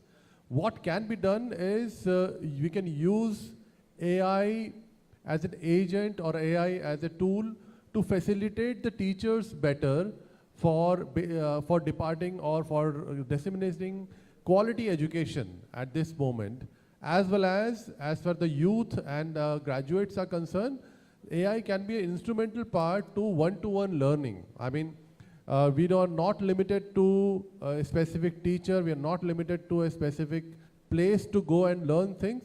AI agents and AI tools can actually support one-to-one learning for youth who are from tier 2, tier 3 cities, or have some, are coming from an economical background also. It's just a mere access to a mobile phone and then the classroom is open to you. So technically speaking, as a foundation, as a philanthropy, we can have AI being integrated into our programs where we are departing quality education and fundamental literacy. Wow. For example, I am personally leading a literacy program in Uttar Pradesh, where we have made around 3 lakh women literate. Same will start in Maharashtra, sir. Yes, Maharashtra is in Thank our you. vision right now. Yeah, It's not been started in Maharashtra, but we are open to our collaborations with Maharashtra government as well as organizations over here. But the fact which I was trying to establish is that the development of that program in a conventional manner takes around 1.5 years and around 12 crore rupees, 12 crore to 15 crore rupees of content. But with the use of AI, the whole development can reduce to 1/10 of the cost, both at the time as well as at the commercials. So that is where AI comes to the picture, where large level programs can be developed and disseminated very quickly and in the ease of time. Thank you. Great, sir, great. Thank you, sir, for insightful guidance. So my next question is to our esteemed guest, Samir Pandey, sir, who is the Managing Director of MKCL. Most of you old officers might have passed this MSCIT exam. So that was compulsory for all officers in my days. So sir is playing larger role for this ICT development in Maharashtra, particularly over last, this MKCL is playing larger role for last 30 years. So my question to sir is, how can Maharashtra strengthen employability and entrepreneurship opportunities in tier 2 and tier 3 cities, sir? First of all, sir, thank you for inviting me here. Thank you, sir. And about Maharashtra Knowledge Corporation, as sir rightly said, last 25 years we are running Maharashtra State Certificate in Information Technology. But I'm very proud to inform you that till now, 1 crore 70 lakh students in Maharashtra have done this course. And across Maharashtra, across India, 2.4 crore students have done this course by paying the fees. We are in Saudi Arabia, We are in Egypt. Now we are starting in Uzbekistan. And very importantly, what we have done in Maharashtra is every tehsil, even every circle, we have covered, and we have 5,000 centers across Maharashtra. In tier 2, tier 3, as well as rural areas, tribal areas, we have our centers. Now what we have done, basic IT literacy courses of 120 hours, 2 to 3 months. We have come out with 300 courses, different tracks, financial track, design track, even programming track, and we are giving them jobs. So across Maharashtra now, 300 courses students are learning, and more than 10 lakh students have done these click courses. We call them knowledge-led career courses. And we are placing them in their own villages, where the jobs are there. There are so many industrial areas nearby their town, their village, we are placing them. One important experience I want to tell you, we started project with Sarthi for Maratha caste candidates. And we taught them 4 courses, starting with IT literacy, then English communication, and then accounting, mobile app development, or design track. Sir, 35,000 students have passed this course from across Maharashtra, 5,000 centers, and 18,000 students are placed till now. That's great. So this is the major important achievement. And last point, as sir rightly said, what we have done is we have created our own AI. By using LLM, we have trained the AI, and we have integrated that in our learning management system. In that learning management system, now our AI, we called her as Kranti, a girl named as Kranti, that is knowing revolution through advanced NLP technology integration. That is what is the long form of that. So she talks in Marathi. In Tripura, she talks in Bengali. And whatever queries students have, it answers all the queries in their own language. Oh, that's good. That is what we have achieved. Also, the counseling is also done through our AI chatbot. So these are the things that are done. So actually we are doing this. We are placing those students in tier 2, tier 3 cities. But most important is skilling is important. That is what is to be imbibed in the learner's mind. Oh. And also in school education, 8, 9, 10th, 11, 12th, or in colleges, we must integrate these courses because NEP requires multidisciplinarity. So such different tracks we should implement. These courses we should implement in schools and colleges so that, see, 50% GER ratio is to be achieved, but what about rest of the 50%? So this is what is important. Thank you, sir. Thank you. So last question to Devendra Joshi, sir. Oh, sorry. So Harishji, I would like to, you to sum up the whole discussion so that Harishji is a very, very active partner of E&Y. So over to you, Harishji. Thank you so much, sir, and thank you for inviting me here. I think really encouraging words from the fellow panelists here, and really very interesting work being done from basic literacy to AI at IIT Bombay to what my colleague from Cisco is doing, and Sir MKCL and Secretary Sir. So I think very interesting work, and the reach when I hear that the programs is being rolled out to the last taluka in the state, I think that's really encouraging. But if we look at the ecosystem, right, industry is constantly saying that we don't get the people who are employable. At the same time, youth is looking for jobs. And that's where I think the audience gathered here, the CSR organizations, the academia, industry can come together. And as Professor from IIT Bombay has pointed out, that this is the role which CSR can do here, bringing industry, academia, and government together so that the policy direction being implemented by various CSR foundations and industry then playing active role, whether designing the curriculum for these programs or offering various on-the-job training like internship, apprenticeship opportunities, being part of the curriculum design. So that's Yes, what sir. an active role CSR can play. Two, as fellow members highlighted, that AI can play a very integral role, Yes, sir. not just for individuals' productivity enhancement, but also enhancing their learning experiences, customizing their learning journey, right? Every learner doesn't follow the same journey. Every Yes, sir. learner has his own or her own learning ways. And that's where I think technology can play a great role, enabling that customization of learning. And three, we have number of aspirational districts, tribal districts. And I think, in our initiatives, be it CSR or various other initiatives, those are broadly centered around headquarters of the companies or metros, and that's Right. where I think those white spaces, the coverage to remote districts is also to be enhanced. A last point I would like to put here is, there are various pockets in our demography. So for example, women LFPR is not that great. Right, sir. Various other population segments do not have enough representation in the Right. and that's where our program design needs to focus on wider access. So in nutshell, I think technology plays a great role in helping our youth become employable, connecting them through the jobs, and that's where I think all the members sitting in this room can play a great larger catalyst role, bringing all the stakeholders together. Thank you, sir. Thanks for this esteemed, all esteemed guests for deep discussion. So next session we are having for this only for equitable development for CSR, through CSR activities across Maharashtra.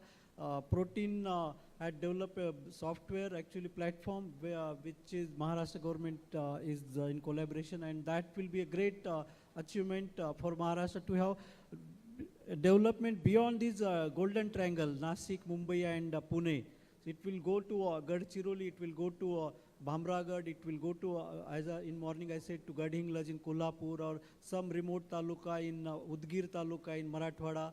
So that, thanks a lot to everyone. So we end this session. Thank you all.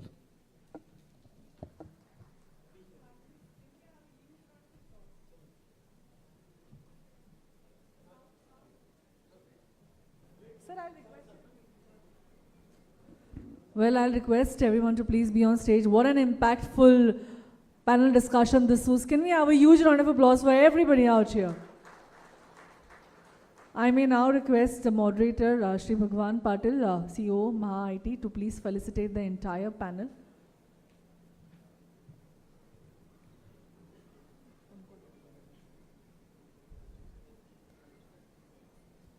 Ladies and gentlemen, let's have a huge round of applause for the fabulous panelists that we had.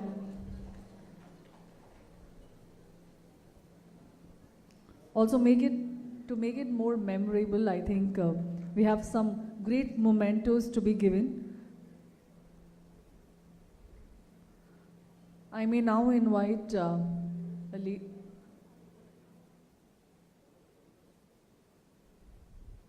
Well, ladies and gentlemen, let's have a huge round of applause for all the panelists out here. They have taken time out of their busy schedule and joined us today for an impactful topic. Also, I will request Mr. Jitendra Kumar, Chief Business Officer, Iron Mountain Data Centers, India. He will like to felicitate all of you with a memento gifts. Can we have him on the stage, please? A token of appreciation for this very fabulous panel. Mr. Jitendra, I'll request you to please give the mementos to each one of them.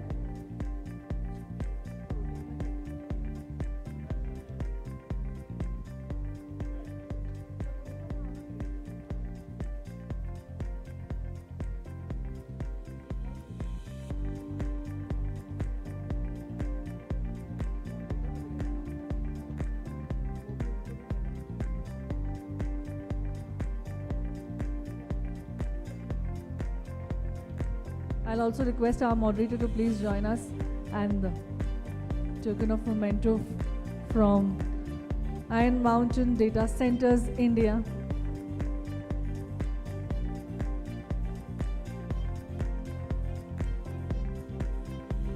Well, now it's a time that we head for a very interesting presentation.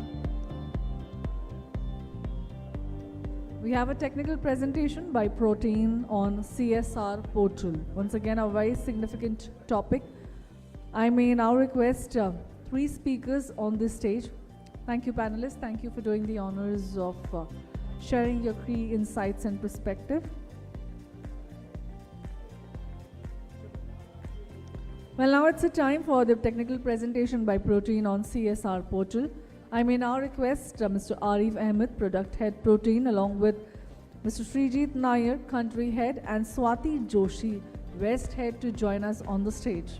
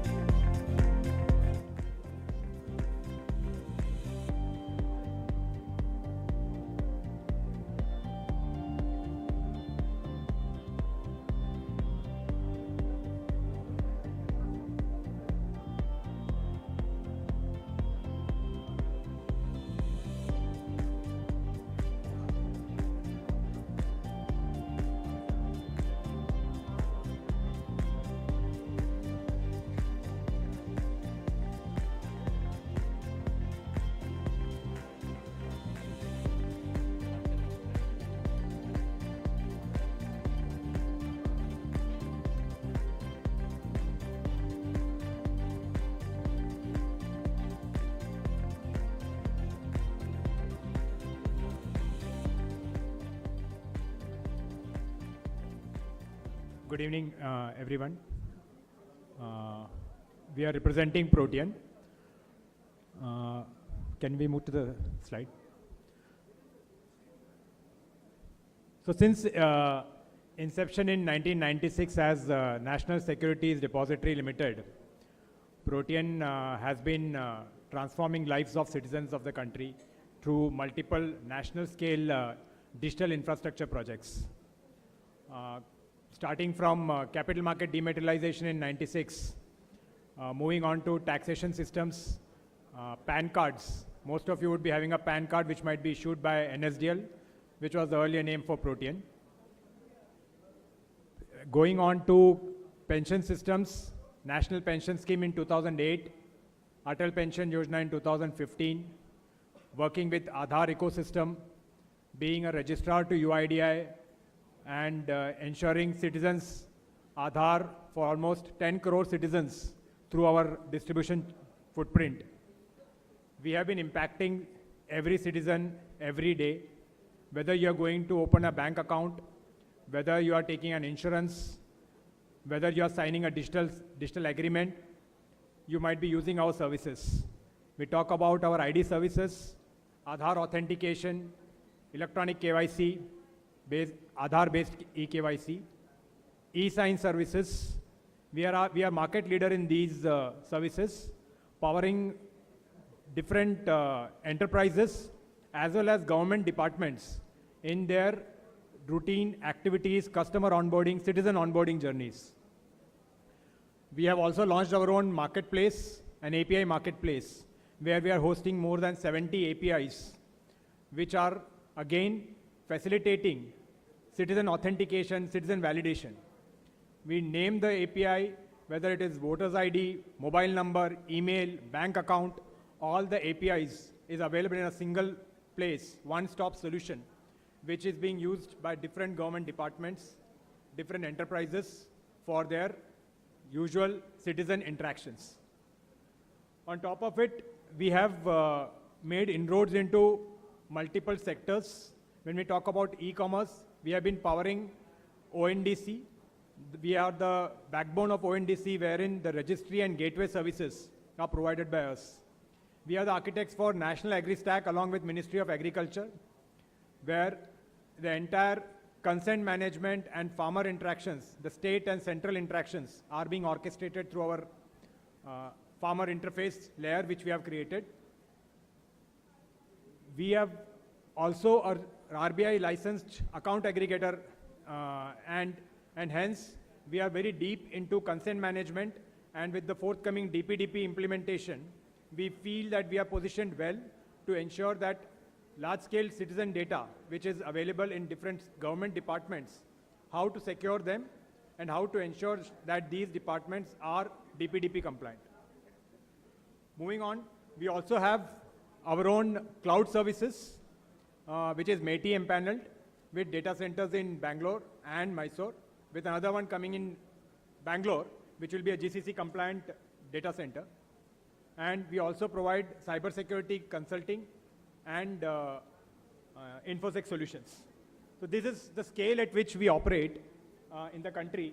Now, when we talk about different services, and since with an organization of 30 years of vintage and having registered in Mumbai, why don't we do something for state of Maharashtra? And that's where we started off with a statewide health implementation in Apla Davakhanas, following up with this particular platform, which we want to collaborate with state of Maharashtra. It's a forthcoming portal, which is the Maharashtra CSR portal. And for that, I would request CEO MahaIT Shri Katkarji and CEO MahaIT Shri Patil Saab to come on stage, and so that we can have the video launch of the platform.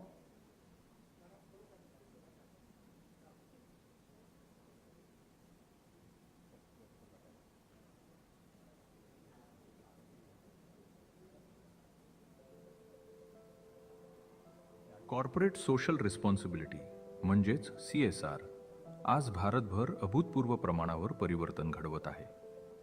FY 2023-24 मध्येच देशभर जवळपास 60,000 CSR उपक्रमांद्वारे 34,000 कोटी रुपयांहून अधिक गुंतवणूक करण्यात आली आणि या परिवर्तनाच्या प्रवासात महाराष्ट्र अग्रस्थानी आहे.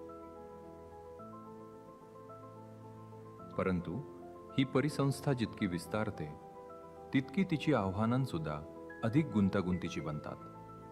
योग्य भागीदार शोधणं, विविध जिल्ह्यांमधील उपक्रमांचा मागोवा घेणं, कागदपत्रांचं व्यवस्थापन, अनुपालन सुनिश्चित करणं आणि योग्य निर्णयांसाठी आवश्यक माहिती मिळवणं ही प्रक्रिया अनेकदा विखुरलेली आणि वेळखाऊ ठरते. महाराष्ट्रातील CSR परिसंस्थेला अधिक सुसंगत, अधिक पारदर्शक आणि अधिक कार्यक्षम बनवण्यासाठी CSR सहकार्याच्या नव्या पर्वाची सुरुवात 5, 4, 3, 2, 1 सादर आहे Maharashtra CSR platform powered by protein. महाराष्ट्राच्या अधिकाऱ्यांच्या दूरदृष्टीनुसार एकात्मिक डॅशबोर्डद्वारे महाराष्ट्रातील CSR परिसंस्थेचं सर्वंकष चित्र एका नजरेत पाहता येतं. प्रकल्प, सहभागी स्वयंसेवी संस्था, कॉर्पोरेट्स, जिल्हानिहाय उपक्रम आणि एकूण निधी हे सर्व एका केंद्रीकृत डिजिटल प्लॅटफॉर्मवर उपलब्ध. इंटरॅक्टिव्ह ॲनालिटिक्सद्वारे विविध विषयानुसार निधी वाटप, ऐतिहासिक प्रवाह आणि जिल्हानिहाय निधी वितरणाबाबत सखोल माहिती मिळते. यामुळे अधिक माहितीपूर्ण निर्णय घेणं आणि महाराष्ट्रभर नव्या संधींची स्पष्ट ओळख निर्माण करणं अधिक सुलभ होतं. प्रकल्प शोधण्याची प्रक्रिया आता अधिक वेगवान आणि अधिक पारदर्शक झाली आहे. जिल्हा, विषय क्षेत्र, प्रकल्प स्थिती, आर्थिक वर्ष, सहभागी कंपनी किंवा अंमलबजावणी करणारी संस्था अशा विविध निकषानुसार उपक्रम सहज शोधता येतात, ज्यामुळे सर्व संबंधित घटकांमधील सहकार्य अधिक सुलभ होतं. सर्व संबंधित घटक आता स्पष्ट उद्दिष्ट, अंदाजपत्रक, कालमर्यादा, लाभार्थी तपशील आणि अंमलबजावणीच्या गरजांसह नवीन CSR उपक्रम तयार आणि व्यवस्थापित करू शकतात. भूमिकेनुसार प्रवेश नियंत्रण, मंजुरी प्रक्रिया, संरचित वापरकर्ता व्यवस्थापन आणि CSR अनुपालन सुलभतेच्या माध्यमातून सुरक्षित कार्यप्रणाली, जबाबदारीची स्पष्टता, अधिक परिणामकारक प्रशासन आणि सर्व संबंधित घटकांमध्ये अधिक चांगले निरीक्षण सुनिश्चित केलं जातं. कारण सहकार्य जितकं सक्षम होतं, परिणाम तितकाच व्यापक आणि प्रभावी ठरतो. आणि जेव्हा उद्देशाला योग्य व्यासपीठाची साथ मिळते, तेव्हा महाराष्ट्र घडवतो प्रगतीचं नवं पर्व.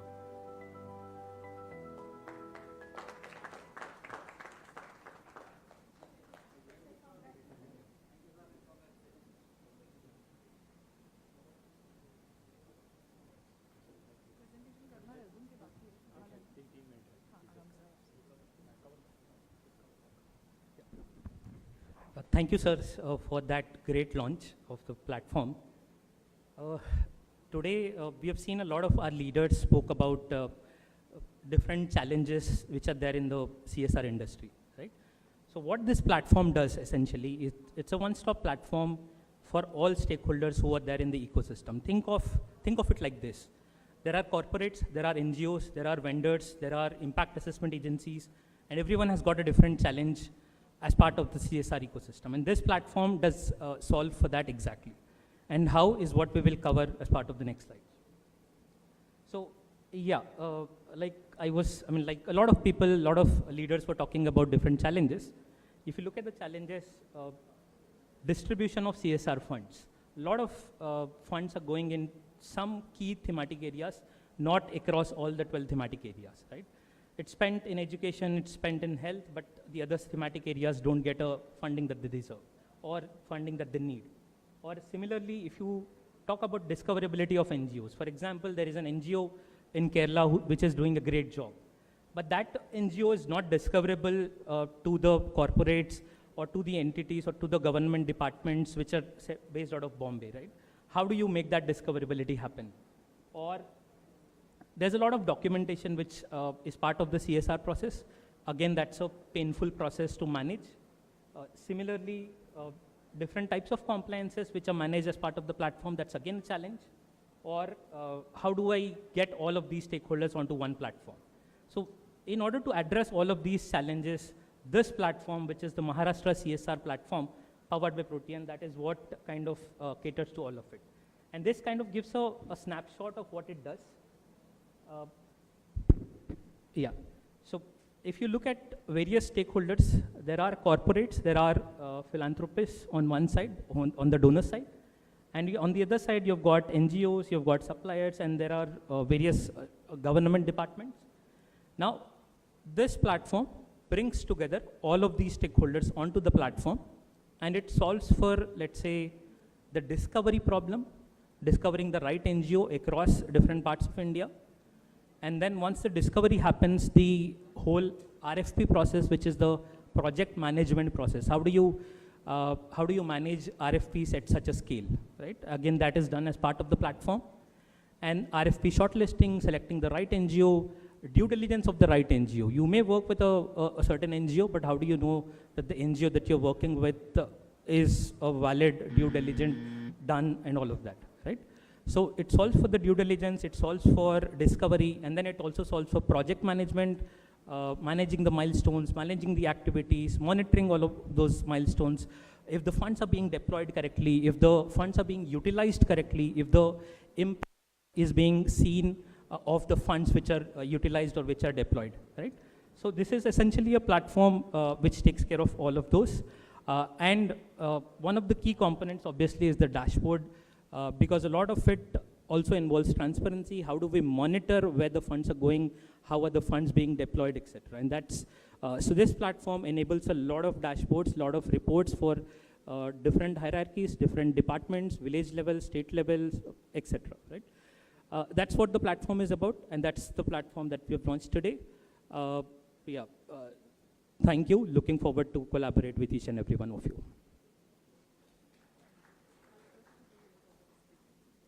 Thank you so much for the presentation, and can we have a huge round of applause?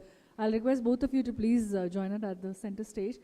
For felicitation, I may now request Sri Sanjay Katkar, IAS Managing Director, Maha IT, to please join us along with Sri Bhagwan Patil, COO for Maha IT.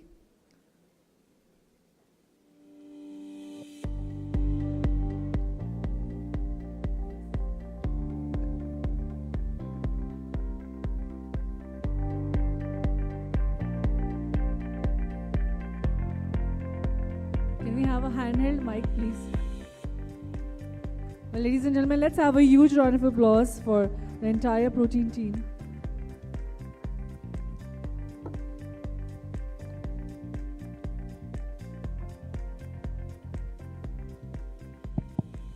See, this platform which we are going to have before you, is in three ways. It's very dynamic. First, it allows all stakeholders to be part of this platform, that is login. Second, it allows every stakeholder to see where he stands and what the progress is happening, for which he is either receiving fund or giving the funds. Third, the compliance part, that is most crucial for any corporate. That compliance part is also monitored through this platform. So project conceptualization, mapping or ranking of the implementing agencies, this whole exercise is transparently and effectively managed would be managed through this portal. So if anybody has any doubts or wants some special presentation for this platform, I would request Protein team to reach to those enthusiasts to present your platform. Thank you. Thank you. Thank you, sir. Thank you for your vision. Thank you, sir. Now it's a time for the next technical presentation, and I'll request Priyanka Tinekar, Group Manager, ESRI India, to kindly go forward for the presentation.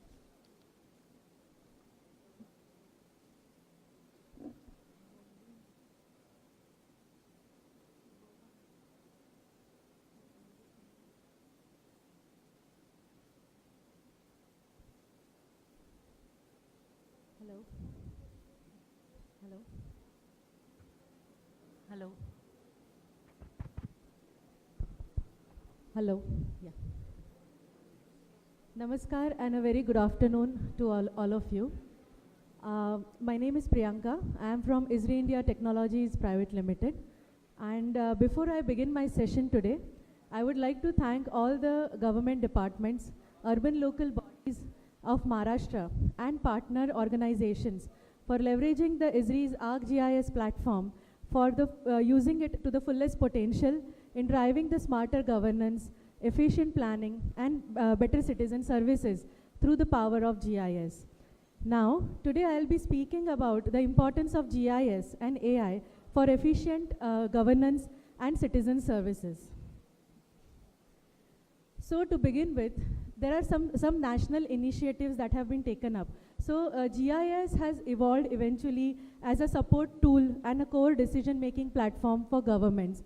So if I talk about these initiatives today, the Sadyacha Karat, there are many initiatives that have been taken up nationally जसं स्वामित्व, ज्याच्यात around 2.4 crores of rural property cards already issue केलेले आहेत. PM गतिशक्तीच्या अंडरमध्ये nearly 1600 plus GIS layers are already been created across 51 ministries. 100 smart cities are already there on the digital twin platform, and the framework has already been accomplished. 6.6 lakhs of villages are already been targeted for cadastral mapping. So if I talk about all of this, they have come up on a unified geospatial fabric where land, administration and infrastructure together have come onto a single platform, creating a greater transparency, citizen services and a big visibility for both government as well as the citizens. Next is a classic example of collaboration of SOI and RGI. So if you see this application here on both the ministries have collaborated onto one single platform for coordinated action. So if you see the Survey of India's spatial statistics and RGI's official statistical data have been collaborated to come down to answering the questions of where, that is a location, and when, like what kind of data insights can come out from these statistics. Those can be considered onto this platform for supporting planning, policy formulation, and also scheme monitoring. Next is another classic example on the similar lines of SOI and MOSPI.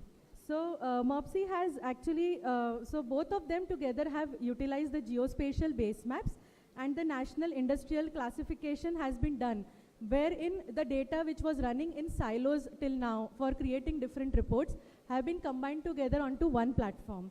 So this has replaced those siloed data, and this is a example for Kerala state that we have conducted showing the industrial activity breakdown at district level, making the regional patterns and policy gaps immediately visible. Even the planners here can look at it and calculate the economic activity coming up, only not at the national level, at the same time onto the ground level, converting the static data into dynamic intelligence. Now, let me just brief you quickly why GIS as a decision support system. So governments today are using huge amount of data from various multiple resources like maps, Census of India, satellite base map, IoT sensor, real-time data, real-time feeds. But these data sets are not giving you enough value. They have a limited value to itself. So if you add on or integrate that to GIS as a powerful tool or a platform, governments can understand where things are happening, and they can make a decision, better decision about what actions needs to be taken. So basically GIS can create real impacts for the organizations by supporting smarter decisions, creating transparencies for citizens, at the same time running down through major urban areas of planning, resilience, creating land use plan, master plans, at the same time doing the disaster management for public, and authorities can quickly come down to a decision where the emergency responses and precautions need to be taken place. Additionally, GIS can also enable one user into efficient resource utilization. So I would like to get to your notice that you can prioritize your budgets, your investments, infrastructure investment, at the same time knowing the real geographical needs, improving efficiency and reducing the cost. How GIS can be integrated for project mapping and monitoring of the projects. So this is an example where I will talk about BMC, Brihan Mumbai Municipal Corporation use cases, where the project mapping and monitoring have been done at a unified entry point, integrating project data with financial management systems from end-to-end construction and project monitoring process. So additionally, GIS can enable us to track our assets, critical assets of the infrastructure, and those assets which are under the maintenance can be linked with the historical data as well as with the work orders. So using the use cases of BMC, these are mobile application screenshots used for geotagging the project locations. Once these projects have been tagged and mapped through GIS, they come down to an application of dashboards. So you can see all the data that has been collected while geotagging have been integrated into a dashboard application for quick referring for all the authorities out there. So I would like to mention here one thing, that the beauty of these dashboards, they are all configurable. There is no coding, low coding concept that has been applied to it. Not necessary the user needs to know GIS. At the same time, the user can check this data or the application onto any platform, whether a mobile, laptop or tablet. So all kind of information like mapping as well as the revenue and prioritizing the project status wise can be done through these applications. Another classic example is DPGIS application, development plan application. So traditional method of collecting the challan or the amount from the users for generating any kinds of maps or reports or giving NOCs for their DP plan was done by manual process. So eventually we have automated the whole process onto our platform, which gives a clear transparency and less efforts for department as well as the citizens. So this is a quick demo of DP remarks that is currently live on BMC portal for citizens. So if you see, the citizen logs in using the mobile number. Once registered, they can get their FP details using the ward details and TP scheme number. After they confirm their plot number here, they can create a challan detail.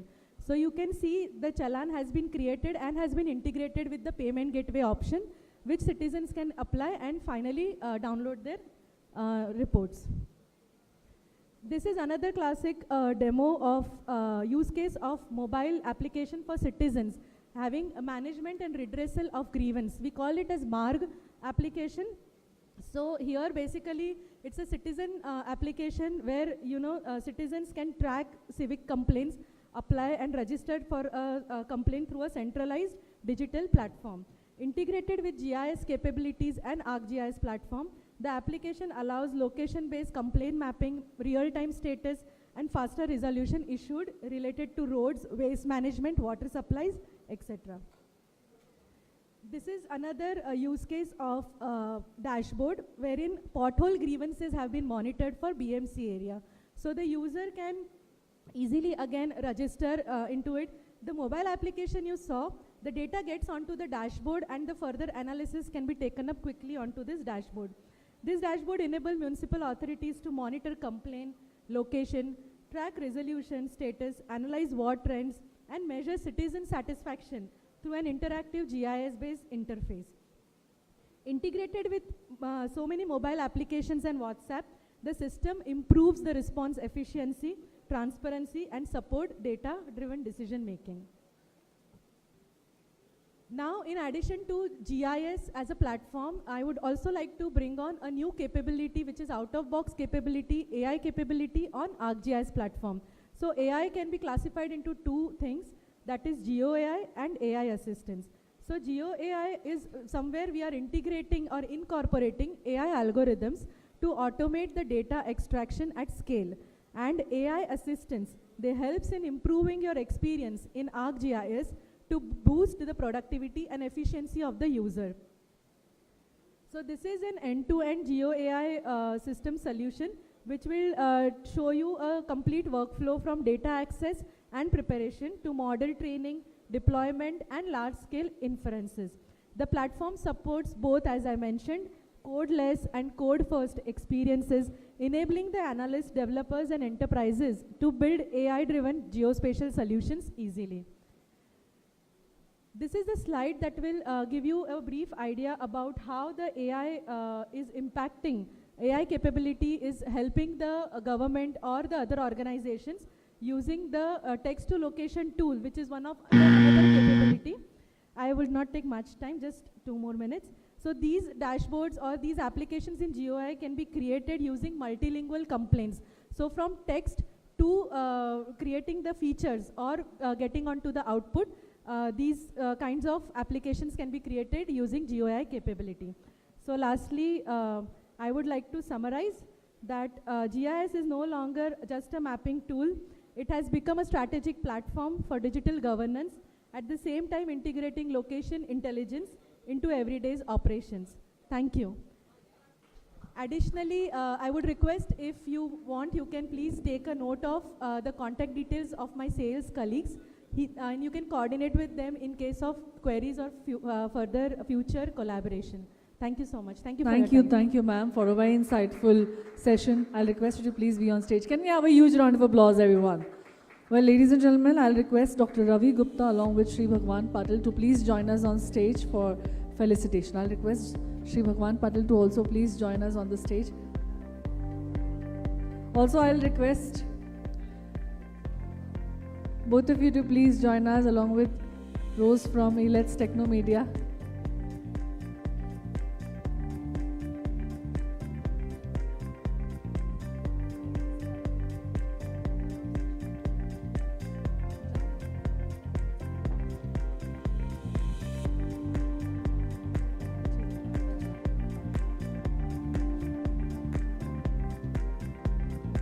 Well, now let's move forward for the next technical presentation from the speaker Sunil Mishra, Senior Solution Architect Cyber Security from SM Network Solutions Private Limited. Can we have Mr. Sunil Mishra on the stage?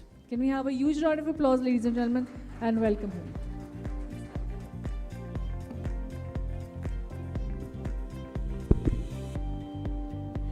Imagine, it was a busy weekday, and you are in hurry, you arriving a railway station.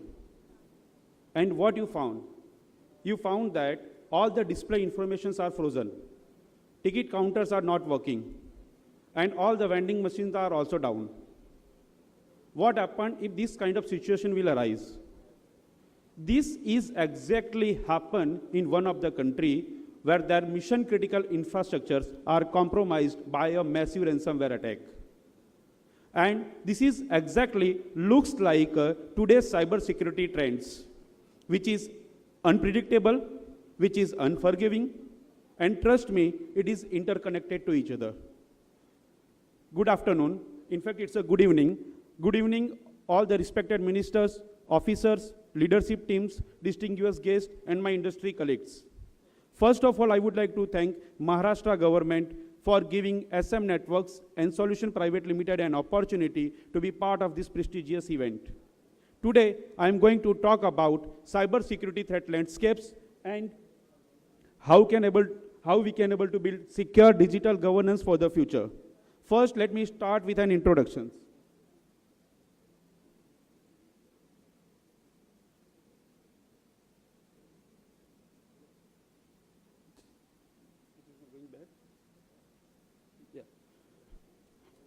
I am Sunil Mishra, a Senior Solution Architect representing SM Networks and Solution Private Limited. We are a trusted cybersecurity partner and a system integrator with 18 plus years of experience in end-to-end IT solution provider services. We have delivered 700 plus IT informations projects, and also we have delivered 500 plus security engagement till date. We have achieved so many ISO certifications. We are always be ready to help government of Maharashtra to run their digital journey hand to hand. But how we can do that? We have to understand about today's cybersecurity trends.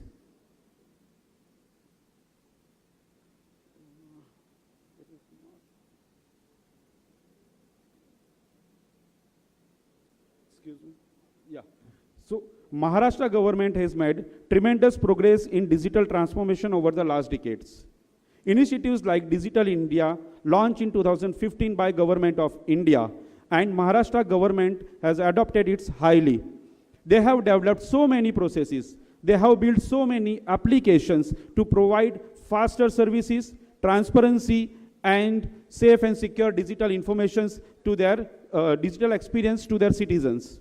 But growth in digital transformation is also comes along with growing cybersecurity risk.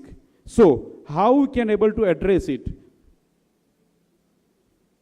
If we go back in 2019, there are few words become more popular across the globe.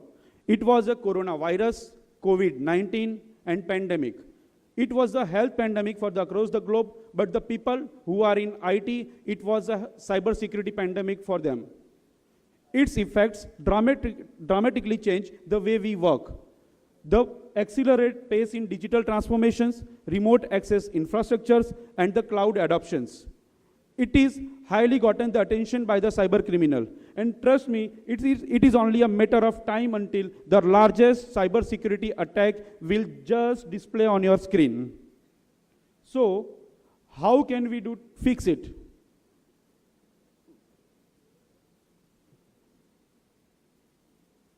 Can you make it next for me? It is not. Yeah. So when we ask this question to ourselves, why? Then we come up with multiple reasons.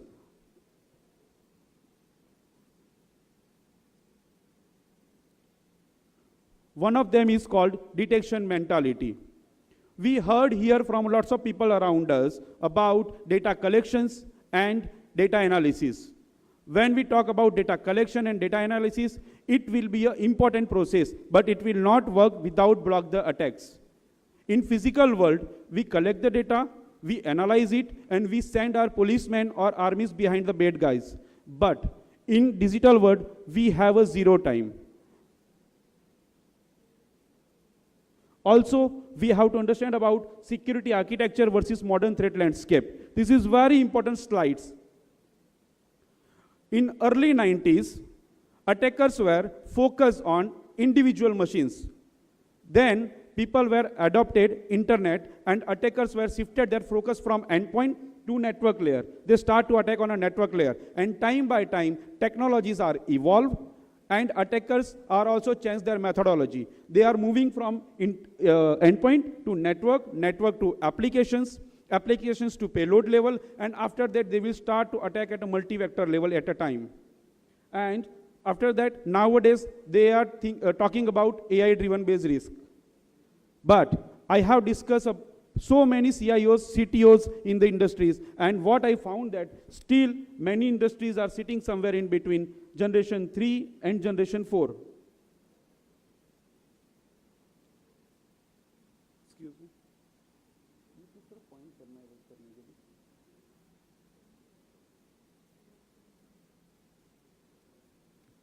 Can you help me to click on next? Yes. So most of the organization are sitting somewhere between generation 3 and generation 4. And why it is? Because there are too much complexity in their environment. They are having so many security solutions within their IT infrastructures, but that IT infrastructures are not integrated to each other. They are not sharing their intelligence to each other. They are working in a silos manner. And it is the biggest risk for the industries. So, last but not least, if I'm talking about data security, Government of India already introduced its comprehensive data protection law. We call this DPDPA 2023. And trust me, nowadays, many industries are not aware about data, where is their data. Either their data is in SaaS or cloud or endpoint or at some DC locations. What I mean to say is that data is in sprawl manner and the fragmented way in their organizations. Earlier, people were worried about the external threats, but now people are worried about the insider risk. Without intention, without intention or the unknowingly, people are using Gen AI tools to upload the organization data for the multiple purposes. It means they are public their data on LLM platforms, and government and regularity pressures are already there on the industries. So now a question is arise that, how can we address these trends?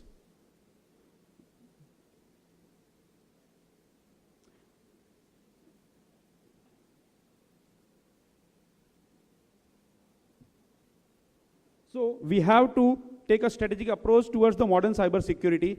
We have to upgrade our solution from a generation 3 to generation 6 kind of security solutions. We have to implement a solution which are consolidated to each other and instead of a fragmented security stacks, and we have to think about a prevention mentality in our environment instead of a detection methodology. And how SM network will help in that to government. So SM networks are having its own innovations where we are talking about a practical preventions, and with practical prevention,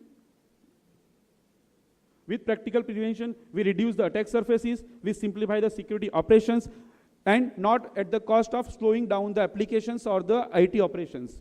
Also, we believe in a consolidated solution where we are helping government to remove integration challenges and we improve the visibility across the environment.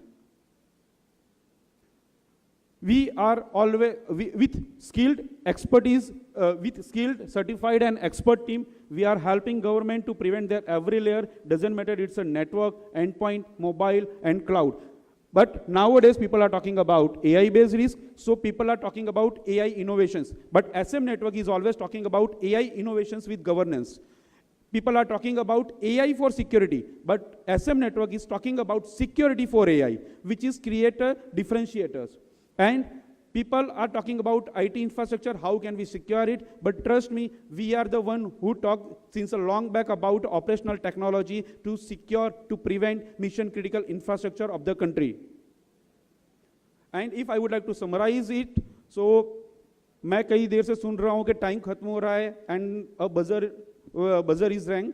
So honestly, 10 minutes is not enough to just present entire portfolio, but a millisecond, a moment is more than enough to destroy your IT infrastructure. So my last summarization is like, secure your everything at every layer. It's an endpoint, mobile, OT layer, cloud, data center, or your branch offices. Thank you very much. I'll request you to please be on the dais. I think very well you mentioned in the last, I think 10 minutes is not enough, but just milliseconds is enough to destroy the infrastructure of IT, but we have to be as resilient and aware. Thank you so much. Can we have a huge round of applause, everyone? Also, for doing the honors of felicitation, I may request Shri Sanjay Katkar, IAS, Managing Director, Maha IT, to please join us on the stage. Sir, I'll request you to please join us along with Dr. Ravi Gupta. Also, I'll request Mr. Vikas Mansare, IAS, Managing Director, Maharashtra Small Scale Industry Development Corporation, to please also join us on the stage. What a fabulous session.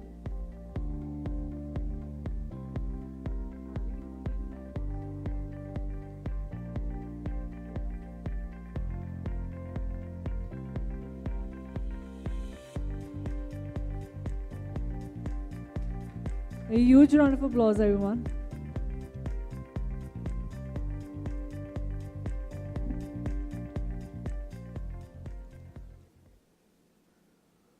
Well, once again, a very good afternoon, everybody. It gives me an immense pleasure right now that we are once again heading for an insightful panel discussion. As we all know, India today is progressing at a very extraordinary pace.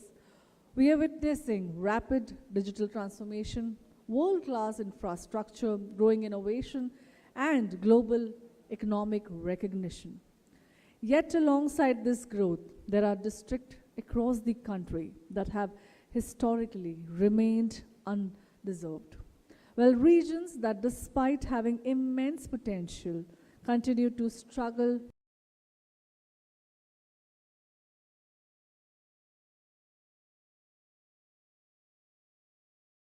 and connectivity. Well, today, let's talk on that. For years, many of these districts still remain outside mainstream development narrative. Not because the people lack capability, because the youth lack the ambition. No, not because of these two reasons, but because of access, because of investment, most importantly, because of awareness. Today, let's discuss this on a very significant topic, the next panel discussion. We shall be setting the stage for the same. I'll request you everyone to please be with us as we set the stage for the next panel discussion.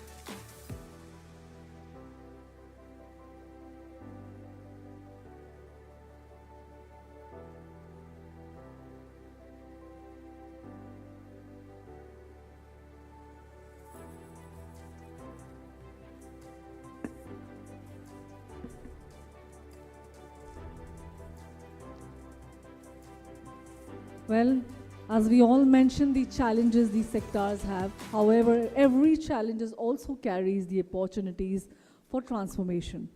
Recognizing this is absolutely important, and the Government of India have launched an aspirational district program, a visionary initiative aimed rapidly transforming districts that required focused development, targeted intervention. The idea is simple, yet very, very powerful. The identifying gaps, measure progress, encourage healthy competition, and drive development where it is needed the most. And today, we are seeing the transformation unfold. But government efforts alone cannot create the long-term impact at scale. This is where the role of CSR and technology becomes critical. This is where they come hands and more looking into inclusion of these sectors at the same time the rural development. CSR is no longer just about compliance that we talk about. Come on, we all know it has evolved around the years into a powerful force of nation building. Well, ladies and gentlemen, let's have this dynamic topic enlightened through our esteemed panelists on the stage.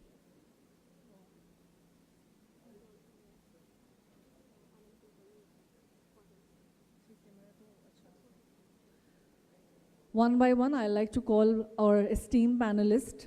May I now request Mr. Vikas Pansare, IAS, Managing Director, Maharashtra Small Scale Industry Development Corporation Limited, to please join us on the dais. Can we have a huge round of applause and welcome Shri Vikas Pansare. Zara zordar taaliyan ho jaye everybody. Thank you so much, sir, for joining in. We really look forward for a perspective from your end.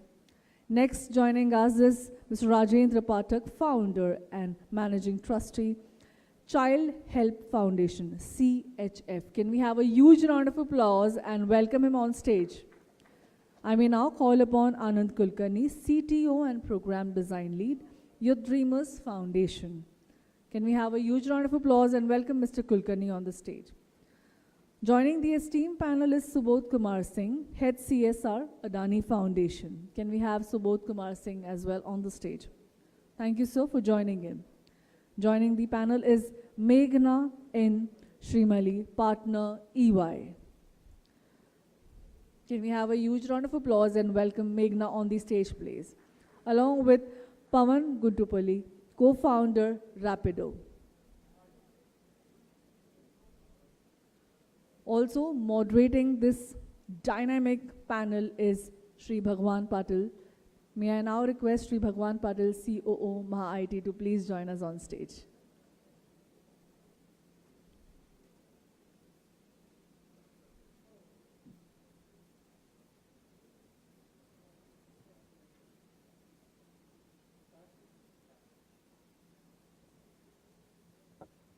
Hello. So, good evening and warm welcome to this third panel discussion.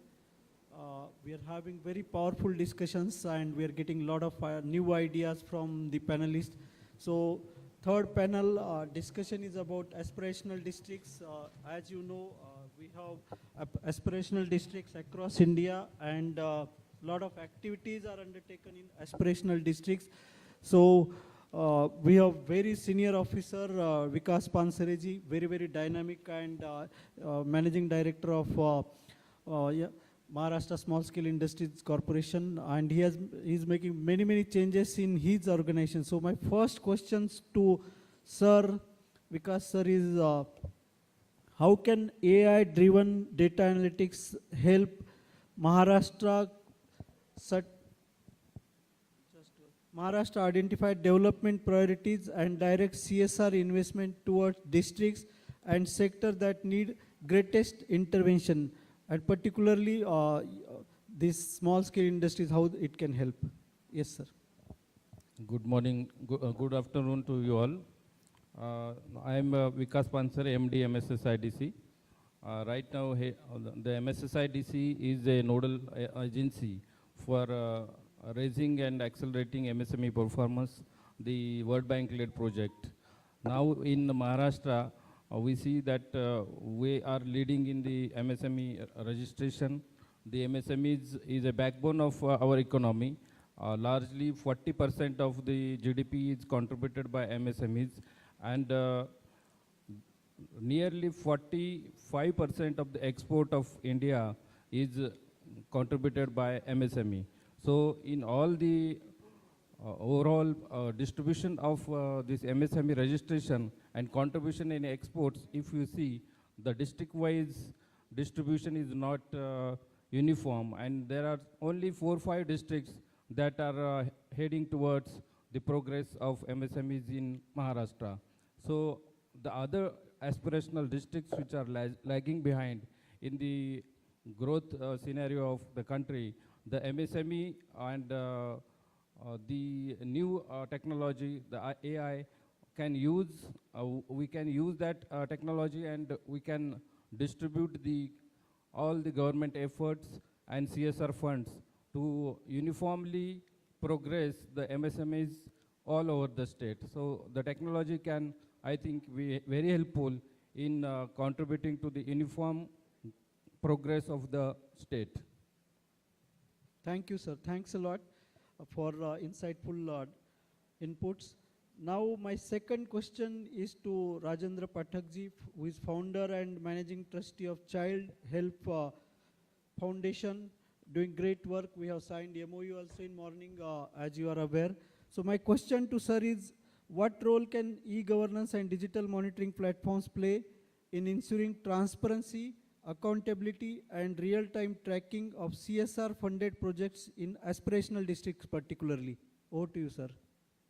Thank you very much for giving me this opportunity. And thanks, Maha-IT. And sir, today we have signed an MOU with you. Yes, sir. We hope we'll do great work. We'll do wonders, sir. Regarding Child Health Foundation, basically we are a child-centric organization working for child-specific. And our basic flagship program is health. In that, normally what we do, lot of government schemes are there. Lot of childs are not able to get the benefit of the government schemes such as Ayushman or Mahatma Jyotibai Philo or CM Relief, where Child Health Foundation comes, support the needy children for their medical emergency. Apart from that, we also do educational initiative in particularly, as you said, aspirational district. Palghar is not an aspirational district, but Palghar, Johar, Mukhada, these are the aspirational blocks, to my knowledge, if I am correct. So we are working closely in these areas, and we found if government builds some dashboard, today we are discussing one platform, but if government provides some dashboard where the government and the implementing agency and the philanthropic or the CSR should know what all things are to be done, where to reduce the duplicacy. Sometimes lot of same organization or same work are doing in continuous. To avoid such duplicacy, we can work e-governance things. And apart from that, if we could design such things where GIS monitoring, where it will help to increase the benefit, to know what all things are required, particularly in aspirational districts. Thank you, sir. Thank you.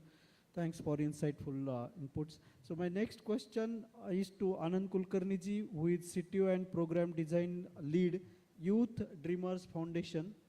So Anand ji, how can government, CSR leaders and technology partners collaborate to build scalable development models in healthcare, education, water, mobility and rural infrastructure?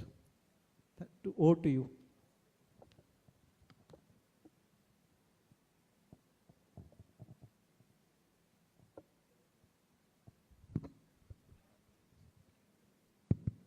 Hello thank you sir तर sir आपण सकाळी बोलले होते त्यापासून सुरू करायची इच्छा आहे माझी. आपण इंट्रोड्यूस करताना बोलले होते अनंत अमुचे ध्येयाशक्ती अनंत अनाशा. तर I think that sentiment is something that is true even more so, I think, when it comes to the context of aspirational blocks and aspirational districts. I was trying to reflect on the conversations happening throughout the day, and I think one thing that really struck to me is the kind of work that Maha IT has been doing on IT and on digitalizing citizen services also, and on digitalizing access for NGOs and CSR partners as well. I feel the overarching philosophy should be something along the lines of माणुसकी जोपणारं तंत्रज्ञान असायला हवं, तंत्रज्ञानाच्या मागे धावणारी माणसं नको. आणि I think MIT is already headed that way in an extremely manner. Thank you. So just to add a few lines, my area of expertise is education. तर मी education बद्दल थोडं बोलू शकतो, healthcare बद्दल idea नाही. तर सर जसं मी 6वी ते 10वी मी अकोल्यात शिकलो, आणि अकोल्यात जी शाळेऐवजी मला असं वाटतं माझं स्वतःचं शिक्षण घराजवळ एक लायब्ररी होती, तिथे मला नानाविध प्रकारचे पुस्तके मिळाले, त्या लायब्ररीत जास्त चांगलं शिक्षण झालं. तर मी त्यानंतर IIT गुवाहाटीहून कम्प्युटर सायन्समध्ये शिक्षण केलं, आणि त्यानंतर मागच्या 10 वर्षांपासून नॉन प्रॉफिट्स आणि एज्युकेशनमध्ये काम करतोय.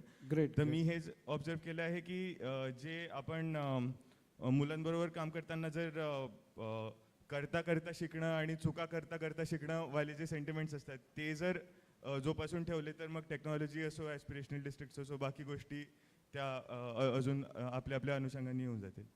आय थिंक इमिडिएट तर I think. Thank you. Thanks a lot. Now we have Adani Foundation CSR head Subodh Kumar Singh ji.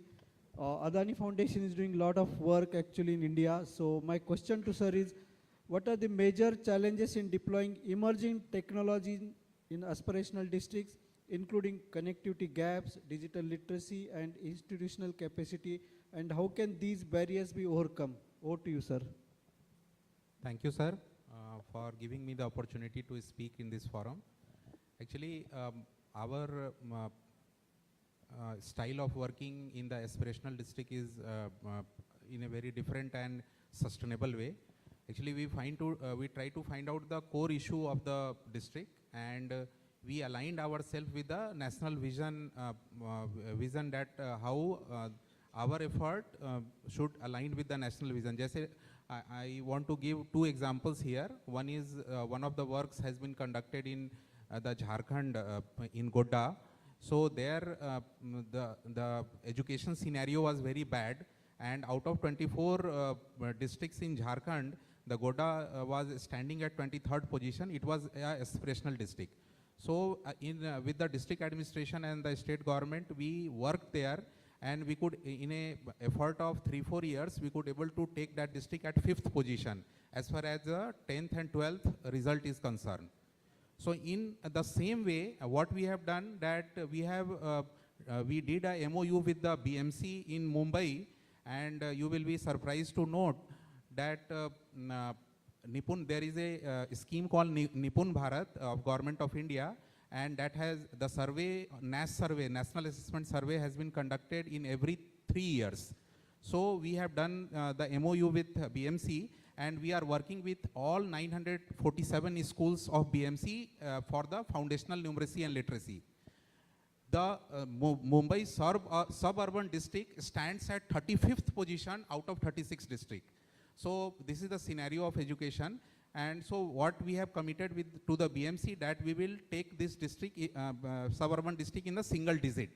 So these kind of, once the planning process is in alignment with the government vision, and the government and the private sector is aligned, and both see it as a partner, not just as a funding agency and all. So I think then a right sync becomes very clear, and definitely the right result will be achieved. Thank you, sir. Thank you. Next, EY is doing a lot of work with Government of Maharashtra, and we have dynamic partner of EY, Meghna ji.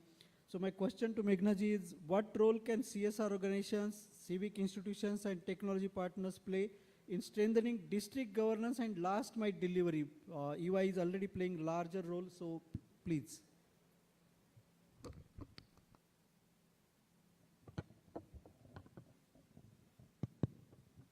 Thank you, sir.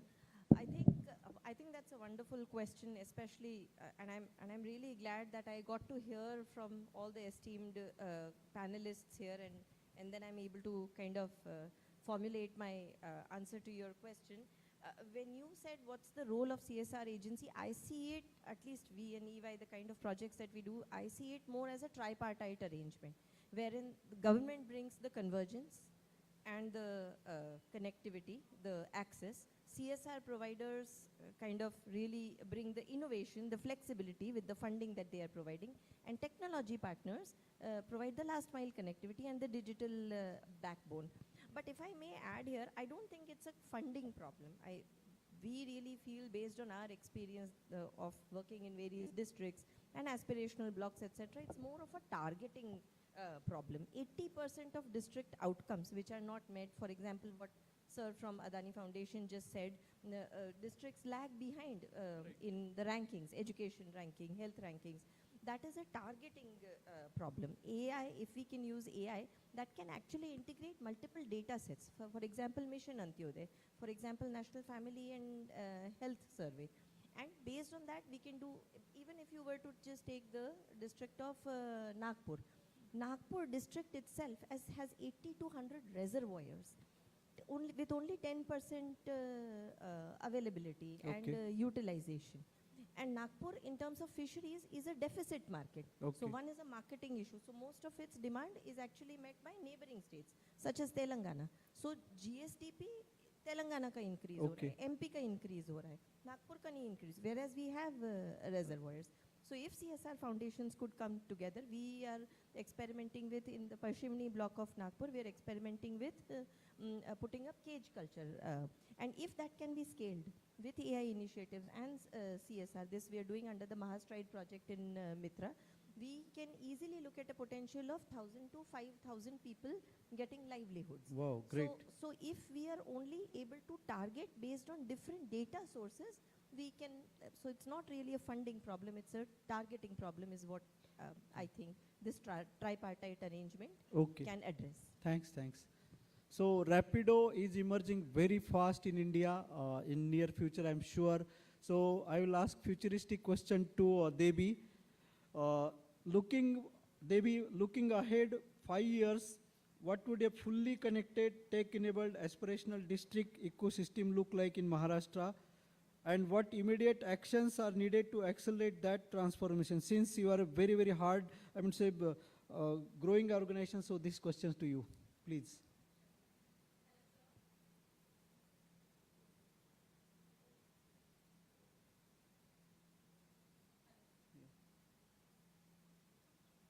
Hello. Yeah. Hi, everyone. First of all, thank you for inviting me here. It's really a pleasure and being part of this distinguished guest. So it's very simple for Rapido. We want to create access for livelihood, access for opportunities, and access for economic infrastructure. So for us, creating livelihood for the next 5 years is going to be our core vision and the mission, and that's what we are working towards. And yeah. Thank you, thanks. So to sum up, you can see that aspirational districts will certainly get benefits from government in near future also, and some districts will be added in this, I'm sure, in near future. The exercise is already going on to add some more districts for aspirational, because that will develop India, and these will be the pockets which will act as role models for other districts. So since we have around more than 750 districts across India, these districts will certainly add value to the value chain, and I'm sure all activities in ICT or whether in manufacturing or AI, all projects will help to develop India in near future. So thanks, panelists. Thanks, you all. So over to you.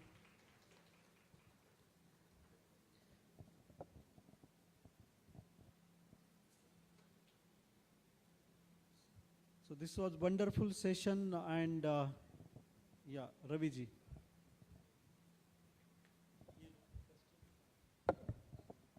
requesting Sri Bhagwan Patil ji to give away the mementos, please. So, requesting Sanya, mementos, please.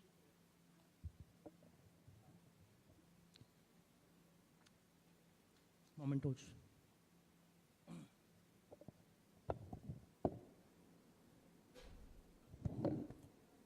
Well, thank you for a very powerful talks. Can we have a huge round of applause for all the panelists out here? I'll request Dr. Ravi Gupta to please felicitate all the panelists one by one.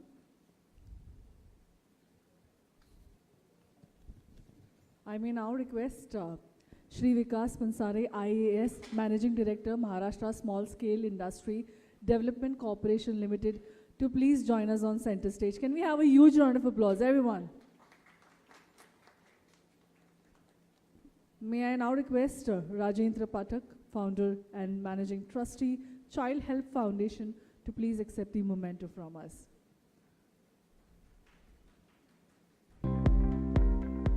Next, I'll request Anand Kulkarni, CTO and Program Design Lead, Youth Dreamers Foundation, to please accept the memento from us.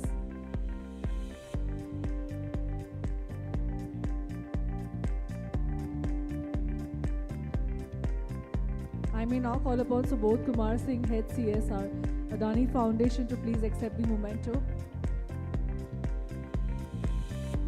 I'll also request Meghna N. Srimali, Partner EY, to please accept the memento. I'll request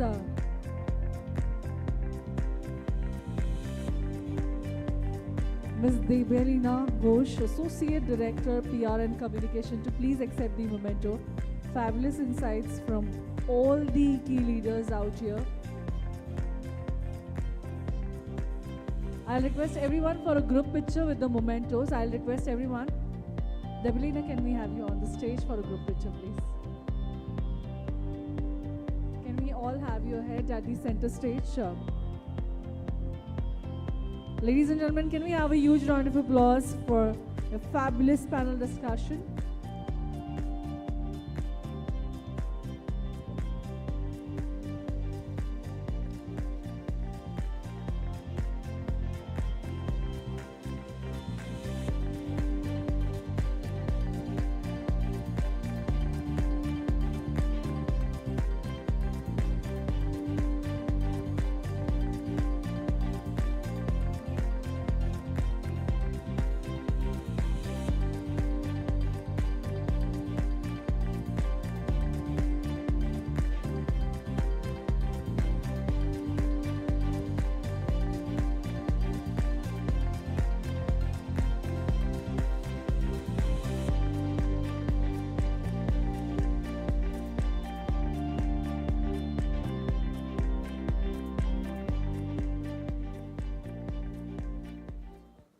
Well, ladies and gentlemen, let's move on to the next panel discussion. Swasth Maharashtra, driving inclusive healthcare through technology and CSR. Well, healthcare, as you all know, is one of the strongest foundation of progressive society. A healthy population not only strengthens families and communities, but also contributes significantly to economic growth, productivity, and overall social development. As Maharashtra continues its journey towards becoming stronger and more future-ready state, ensuring accessible, affordable, and inclusive healthcare for every citizen remains one of the most important priorities. Well, let's hear from the key leaders their perspective and insight. We have a very esteemed panelist joining us on stage for the panel discussion. May I now call upon Shri Anil Bhandari, IAS Commissioner, Medical Education, Government of Maharashtra.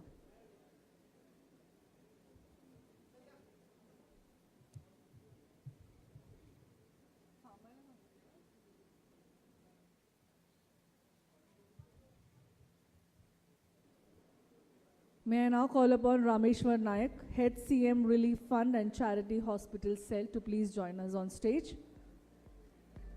Also requesting Dhanamraj Solanki, Head of Projects, Project Mumbai, to please join the esteemed panel.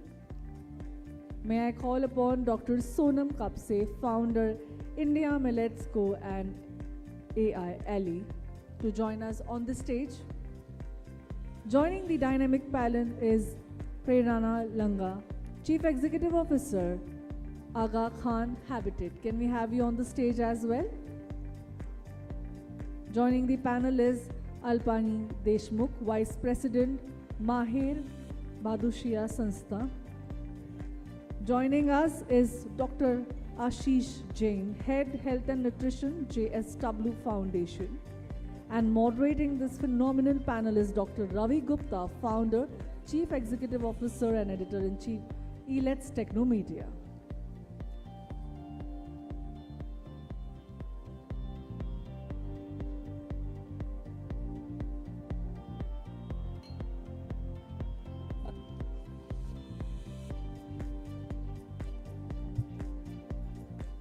We have one more panelist joining us, Mr. Manmohan Sharma, Director, SM Networks and Solutions Private Limited. I'll request Mr. Manmohan Sharma to please join the stage. Okay.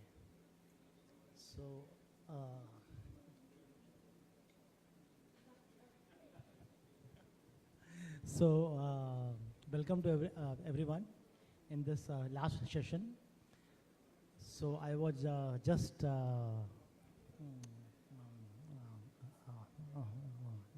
informing our panelists that the questions we have decided earlier, वो आपको जो है नहीं मिलने वाले.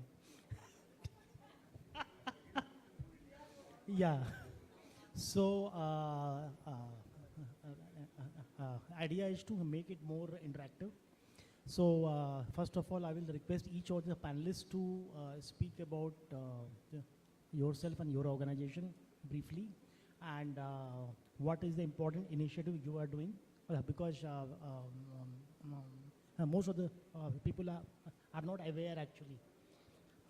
So first is the intro, and then we ask the questions. So start with you. Yeah. Good evening. Firstly, a big thank you and congratulations to Shri Sanjay Katkar ji. We worked with him in Meera Bhayandar. Under his dynamic leadership, we launched the plan of climate action plan for Meera Bhayandar city, and now he's changing CSR for the state. So really wonderful to be here. So I represent Aga Khan Agency for Habitat. We work on climate resilience for cities. So as I mentioned, we worked with Mr. Katkar on Meera Bhayandar, looking at it holistically from climate action planning to working on building resilience of communities for flood, heat and greening and water. We are also working on Chandrapur city. So we are really looking at cities which have been ignored. From a city lens, cities occupy 3% of population of cities, they emit 70% of emissions. So it's very important to look at cities, and that's what we do. Thank you. Good evening. My name is Dharmaraj. I work with a non-profit called Project Mumbai. 3 key things to know about us. One, we are the largest citizen-led volunteer organization in the city, if not the country.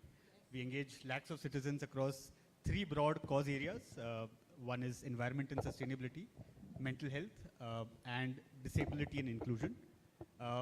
Third, very happy to be here also because ours is one of those rare non-profits that works like an NGO by DNA, that leverages or works with corporates or private sector people on enabling various initiatives that we do. And third, more importantly, we think of government, both the BMC as well as the state government, as an equal partner in everything that we do. So from policy implementation to policy recommendations, we are involved with several departments on every initiative that we lead, and happy to be here to sort of talk about that vantage point. Thank you.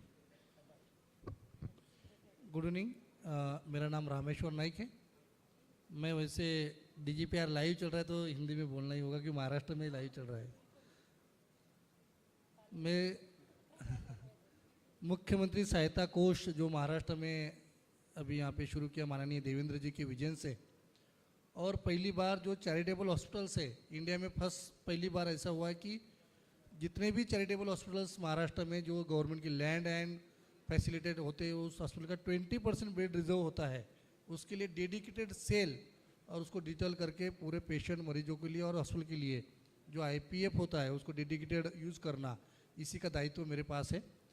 और इसी के साथ पहली बार CMRF chief minister relief fund एक ये जन आंदोलन खड़ा किया है CM साहब ने, जो सभी प्रकार की कॉर्पोरेट कंपनी और अलग अलग डोनेशन से चलता है, और जो ज़रूरतमंद पेशेंट है उसके लिए यहाँ पे मदद दी जाती है, उसको भी डिजिटल करने का काम यहाँ पे CMRF के द्वारा किया जाता है। उसका सेल हेड करके मेरे दायित्व मेरे पास है।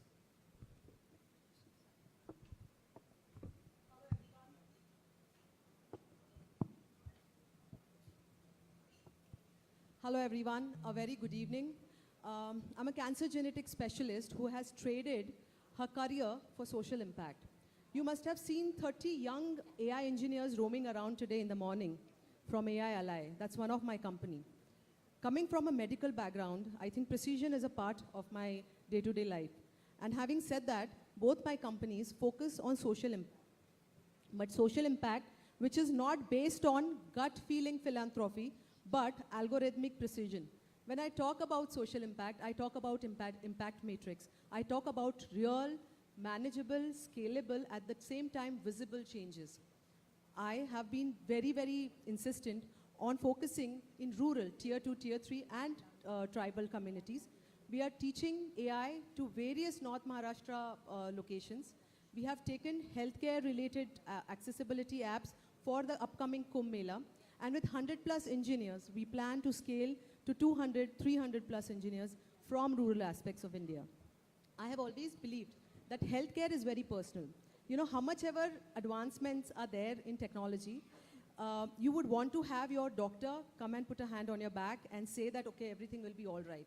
Telemedicine, algorithms, robotics, even after all the advancement, there is a basic human aspect, a factor which very closely connects each other through emotions and through life feelings.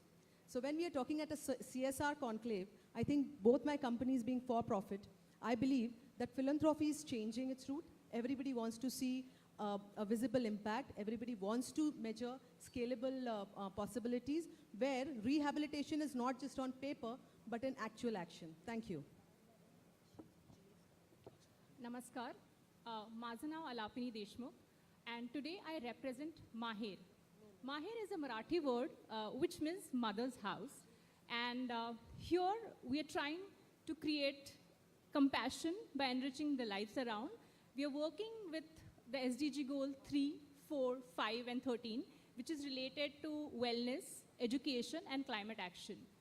Well, we have a project called as Farishta, where a mobile ambulance is equipped for underprivileged folks for rehabilitation, and especially in the area of physiotherapy.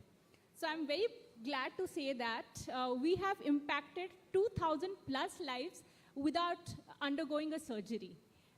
So that's what we do in section of rehabilitation. We also work in the space of climate with a project called as Trash to Treasure, where we upcycle the things and it becomes a side gig for underprivileged. And the last but not the least is the nutrition factor.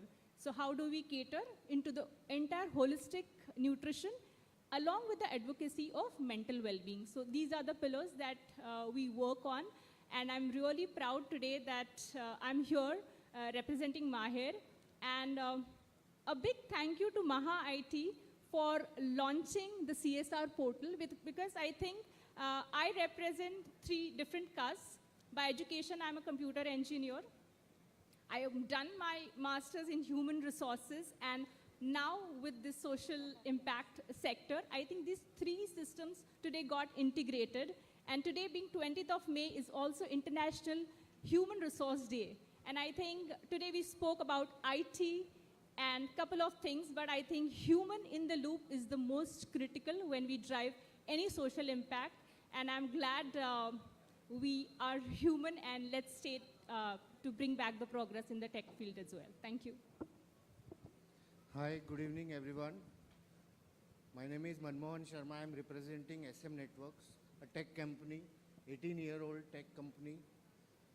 So we thank the whole Maha IT team for giving us opportunity. We have a stall also here. So being a tech company, we would want to create an impact of AI-enabled technology so that all the CSR policies, government policies can be reached to the right people, that data, what AI can give, what is needed, the policies. We are working very closely with the government of Maharashtra, and we are trying to create a last mile connectivity where all the policy decisions which are being made by the government of Maharashtra can be implemented and reach to the right people with the right data which we can give them. We can correlate all those data where a particular scheme is needed, where the healthcare, in which district, which village the healthcare is needed, the education is needed. That all data can be more accurately done with the help of AI. And being from the tech company, we have a vision that we give all that right data to the right decision makers, where right policies can be made and it can be monitored in a right way, in a transparent way. Thank you so much. Excellent. So the question to now each of the panelists is that how are you using IT and AI, if at all, in your work, and how it is helping you or not helping you, and what are your expectations from the government, that how they can align their AI initiatives or IT initiatives with your objectives. So I'll start with Prerna ji. Thank you so much. So the way Aga Khan Agency for Habitat is using AI is keeping the communities, in focus and looking at it from their lens. So we have developed climate action plans, heat action plans for 2 cities, Mira Bhayandar and Chandrapur. We are working also. So we have used GIS data to map settlements. Both these cities have been mapped. So instead of just going and saying, we'll work in these particular areas, it is mapped. We have done urban heat island mapping to find out the hotspots, and also mapped it with the most vulnerable populations living in notified slums, and accordingly worked on solutions to bring down the temperature by 4 to 6 degrees. So you would think, 4 to 6, but it makes a big difference. In Chandrapur, with an average temperature, municipal commissioner was saying, is 46 degrees. And he's saying that he has a 30% absenteeism. So it's directly impacting livelihoods. It's not only impacting health, but livelihoods and the way people live. So it's a huge, disaster, and climate is linked to health. So we are using GIS, we are using heat spot mapping. We have also done it for the city of Hyderabad. And then accordingly, we proceed with interventions. How it helps is it is preemptive. It's not that you just go and do something in a particular place. So we know exactly if from flood point of view, in this particular area, you need to put a stormwater drainage. In this area, you need to work on an aquifer. Here you need to work on vulnerable settlements for heat. And the work that we are doing is directly with the government. We are working very closely with the municipal corporators of both Mira Bhayandar and Chandrapur. And soon we'll have announcement of 3 more cities. It's under process. This work has been funded by Tata Trust. So it's exactly what Honorable Chief Minister was talking about leveraging everybody's strengths to have impact. Thanks. What do you? So when it comes to AI, broadly, if I have to summarize in the interest of time, I think helps in 3 ways. One, it helped me prepare my talking points for today. I think in terms of just understanding the larger context, who's on the panel, what is it that you really want to offer that is unique and useful at the same time. So I think daily use cases like these, when you want to contextualize who you are, what you do, to an audience, especially a patient audience like this, which has stayed through the day, I think is important to sort of use it for very functional purposes. Number two, I think as a non-profit, it obviously helps us a lot in terms of doing preliminary research, learning from other experiments and models, especially those that involve citizens who've contributed to crowdsourcing of data of different kinds, whether it's heat mapping, whether it's disaster management, air pollution monitoring also is happening big time now in terms of citizen data, and how do you aggregate and make sense of that using AI tools.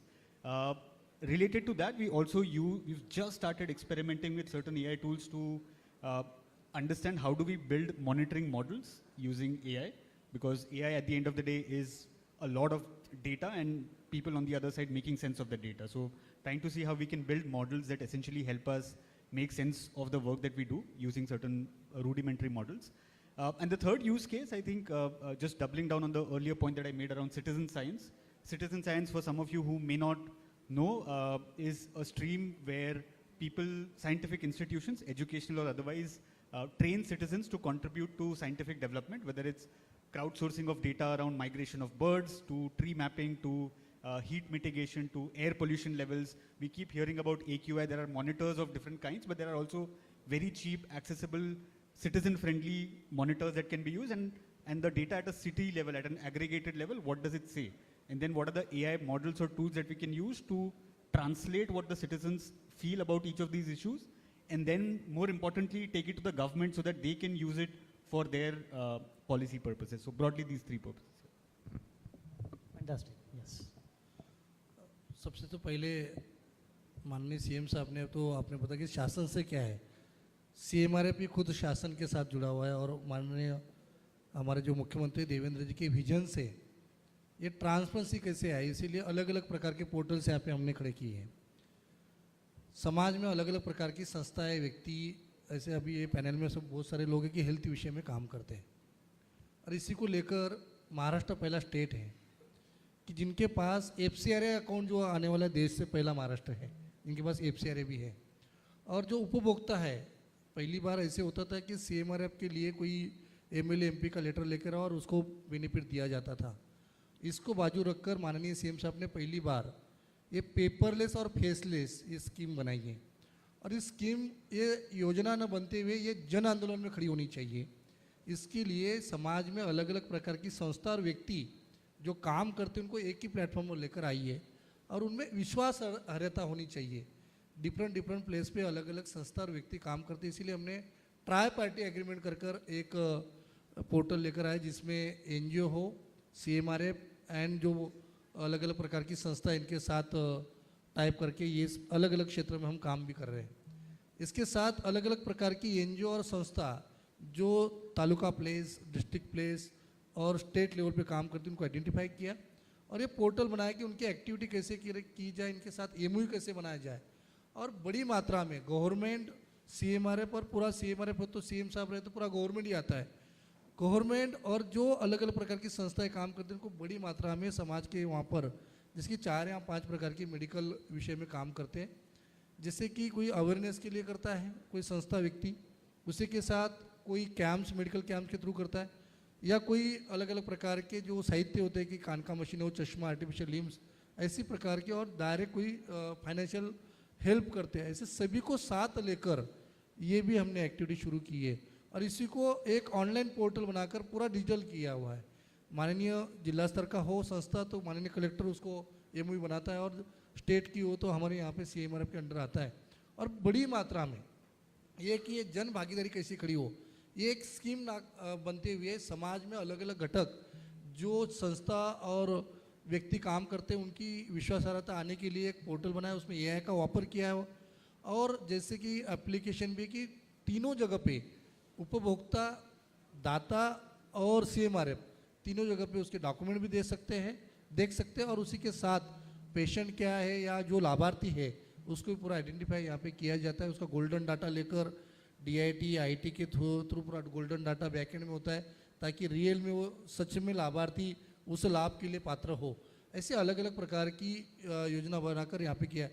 इसके लिए पहली बार देश में all central and state की scheme, जितने भी health scheme है, इसके लिए डेडिकेटेड एक वार रूम बनाई हमने, और सभी प्रकार की स्कीम की API एक जगह पर लेकर आ रहे हैं, और ये सभी प्रकार की एक्टिविटी भी है उसी वार रूम से हम यहाँ पे मॉनिटरिंग कर पाएंगे। तो मेरी सभी से भी ये विनती रहेगी कि आप जिस क्षेत्र में काम करते हो, माननीय CM साहब ने पहली बार ये आह्वान किया है कि CMRF एक गवर्नमेंट स्कीम ना बने, ये जन भागीदारी में चले, इसीलिए आपका भी मार्गदर्शन उसमें होना चाहिए। और समाज के साथ और आप जैसे लोग काम जो करते हैं उनको वहाँ पहुँचाना, ये जिम्मेवारी CMRF की भी रहेगी।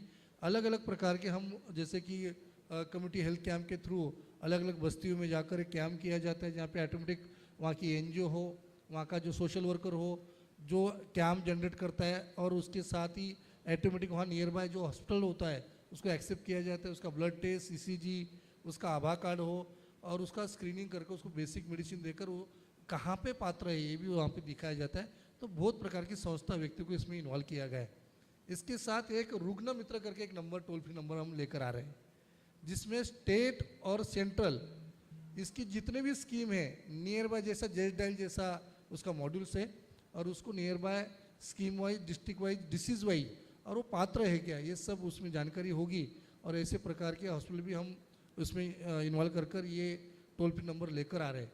ऐसे AI का अलग अलग जगह पर यूज़ कर कर जो डेडिकेटेड, जो रियल बेनिफिशियरी है, उसको उसी स्कीम में उसका बेनिफिट मिले, और एक ही प्लेटफॉर्म पे ये सब स्कीम का इन्फॉर्मेशन जाए, इसके लिए ये भी काम किया जा रहा है।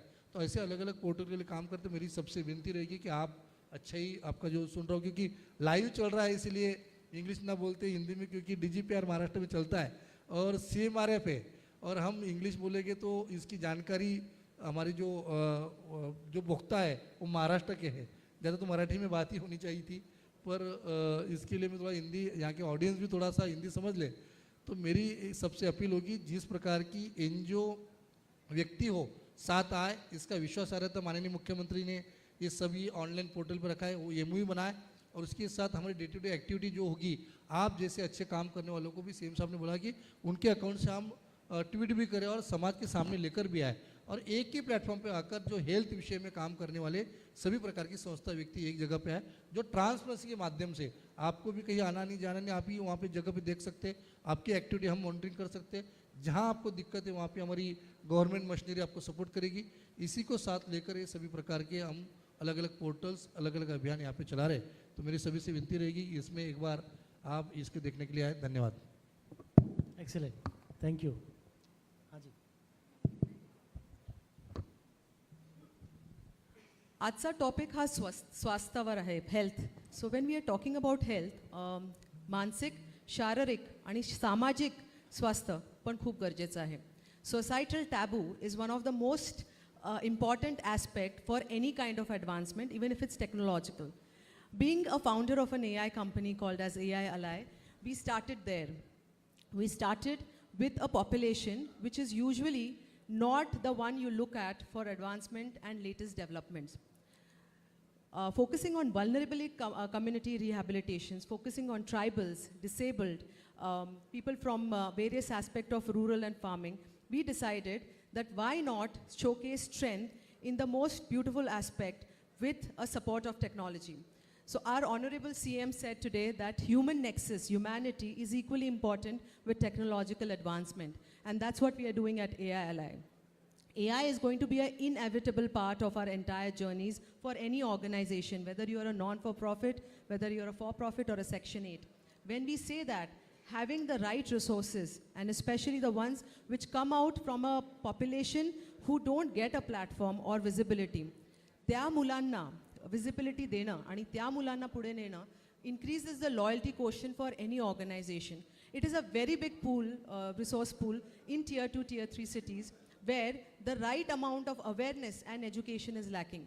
आणि माझी कंपनी AI मध्ये सर्वात आधी वेगळ्या सेक्टर्समध्ये एज्युकेशनवर काम करत आहे. Education is one, healthcare the second one, and third is community rehabilitation. ह्या इनिशिएटिव्हमधून एकच उद्देश आहे की we romanticize the tier 1 cities and big institutions, but individuals who are coming from smaller institutions, from colleges or the names which you have never heard, have a bigger point to prove, and hence they are the one who are ready to fight. Thank you. You asked how do you use AI? I have a little slightly different perspective on AI. For me, AI is just not artificial intelligence, but it's about adoption and impact. So if I use AI, am I going to remote village in Yavatmar, or am I going to Parbhani? If I am using technology, one, it has to be affordable. Second, it has to be accessible. And third, it has to be available at any point, any time. And हे साध्य कसं होईल? One is obviously when I bridge the digital gap, right? Second is the language barrier. Third is in terms of the mindset. If I'm taking those solutions somewhere, first question is कि मी हे का वापरू? Okay, we're doing good. I think we have to again come back few steps when we are talking about artificial intelligence. We really have to use our natural wisdom and also the human intelligence to connect to those people. And I think the why for them matters. At Maher, we are using robotics for rehabilitation of physiotherapy.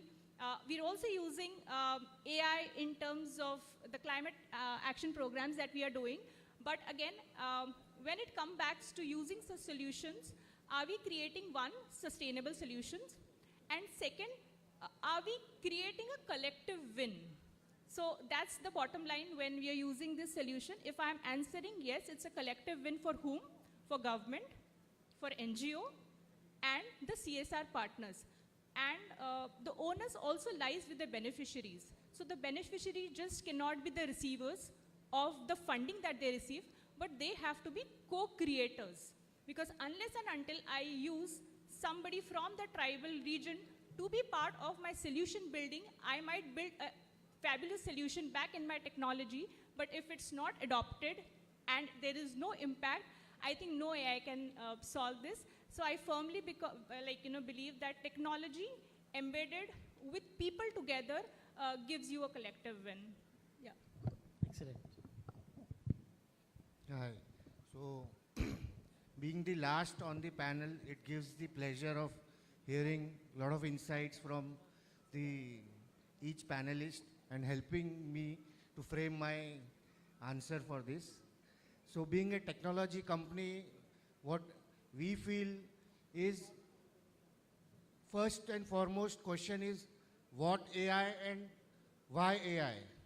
So what AI, with the answer for what AI is a generic, I'm sure everyone is talking about AI, but what is the right AI tool which can help the government, the policies and then the CSR initiatives, the right data, and the why AI is this security risk which are involved as using the AI. So we, being a technology company, we are looking at both the things where we help every agency, whether it's government, NGOs, and other who are taking initiatives, we help them to protect, to mitigate all the risks which are, which they may face while implementing those policies and everything. And yes, we are working very closely, as I mentioned earlier, with the government of Maharashtra, where we want to play a very critical role, where any policy which is being formed, right from the conceptualization to the implementation, AI has a very impactful role where the right data is there with the government. With that right data, right schemes can be conceptualized, and then whether it is implemented properly, that can also be monitored with the AI, and the transparency, the accountability of all the agencies involved in this particular initiative. So we think technology will play a great support role in terms of CSR policies, and with AI coming in, playing a very critical role. So for us, we believe technology would play a very important role for reaching the right audience to the district, to the village, whether there is real scarcity of whether it's healthcare, education. So I think from our side, technology and AI will definitely help the right execution of the CSR policies. Thank you. I think due to paucity of time, we will not take more questions here or from the audience. So I thank all our panelists. Thank you so much.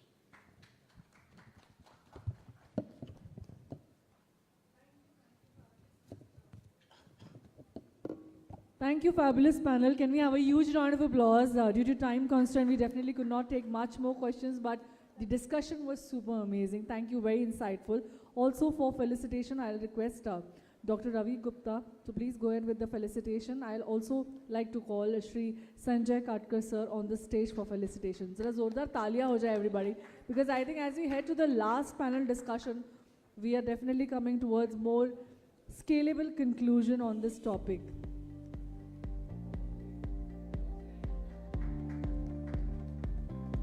Can we have a huge round of applause? We have a fabulous set of panelists. Shri Anil Bhandari, IAS Commissioner, Medical Education, Government of Maharashtra. Rameshwar Nayak, Head CM Relief Fund and Charity Hospital Cell. Dhanamraj Solanki, Head of Projects, Project Mumbai. Dr. Sonam Kapse, Founder, India Millets Co. and AI Ali. Prerna Langa, Chief Executive Officer, Aga Khan Habitat.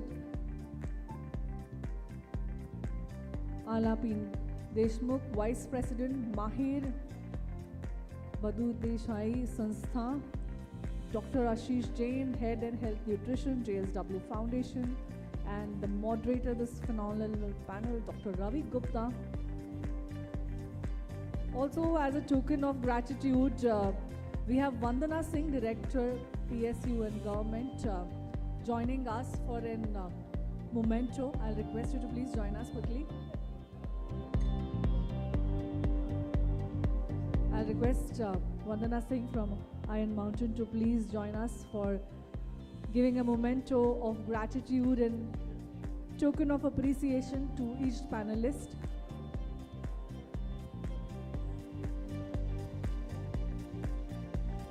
Panelists, I'll request you to please be on the stage. We just have some gifts for you from Iron Mountain.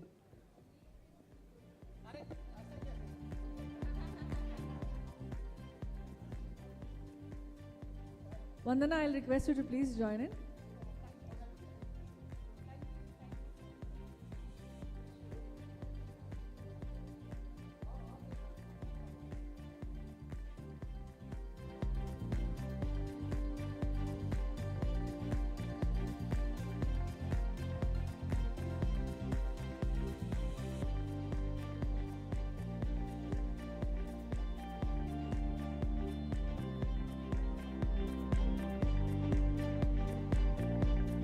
Well, ladies and gentlemen, now we arrive at the most anticipated moment, Tech Maha Impact 2026, the recognition ceremony out here. Well, ladies and gentlemen, I'll request everyone to kindly be seated out here.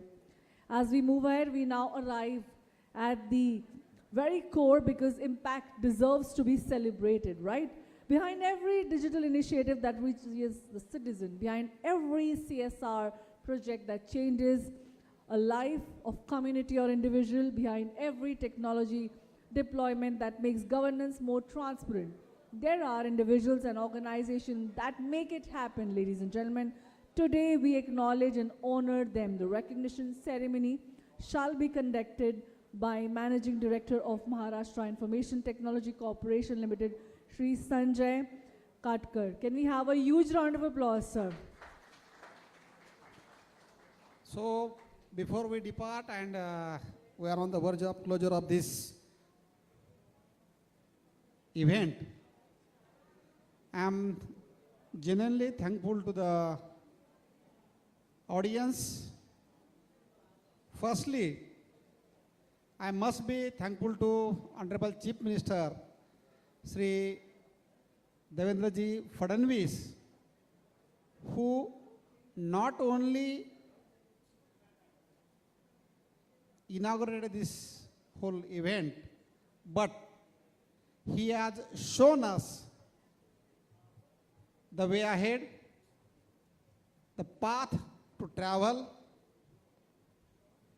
the speed to maintain, and technology to be integral part of this whole mobilization of CSR funds in Maharashtra.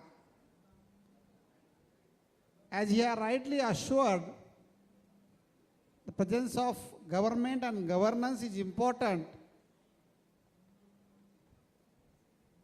for mobilizing resources in all contexts. Honorable Ashish Ji Selar, who is our electronics, IT and AI, as well as cultural affairs minister, who has conceptualized this idea, who has guided us throughout organizing this event, as well as our chief secretary, who is a technocrat, who is a very strong supporter of this technological interventions for betterment of societies, has guided us through whole event. We will definitely publish outcome of this event. We will put it before the state. The suggestions received either formally or informally will be part of our documentation, and we will try to incorporate it through appropriate approvals to appropriate authorities to make it as a policy document. As Honorable Chief Minister has directed us to make it a regular event, so we will definitely have next event in next year. By that time, I'm thankful to everybody. Bye-bye. Thank you.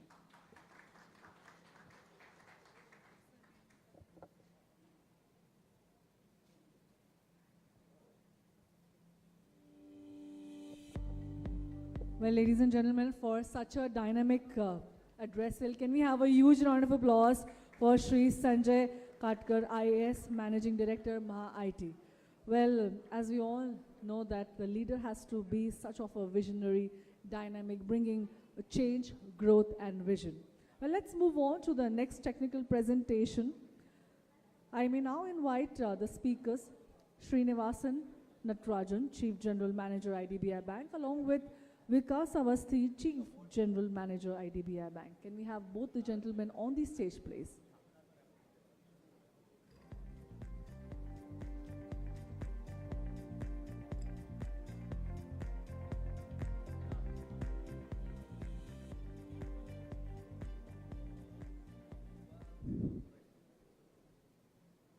Good evening, all of you.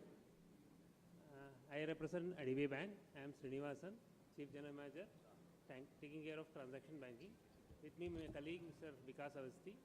He is heading digital banking in our bank. I'll try to make it as short as possible. I understand the timelines. Okay. Just to give a brief background of my bank. Bank was established in 1964. It is by an act of parliament. We are having a legacy of 62 years. Initially, we were formed for the purpose of industrial development and financing.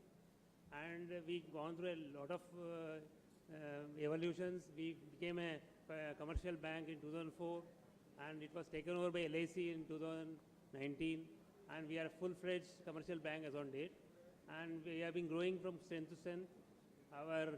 Probably our balance sheet size is more than 6 lakhs crore, and we are among the top 10 banks in the country. And our profit has been this last year, we have been declared recently more than 9,500 crores. We are giving a CAGR of around 15% every year on year. And we are actively involved in all IT-related digital banking initiatives. And we are also mindful of financial inclusion. And I would just like to take through our 2-3 major innovation or which are digital capabilities during this presentation.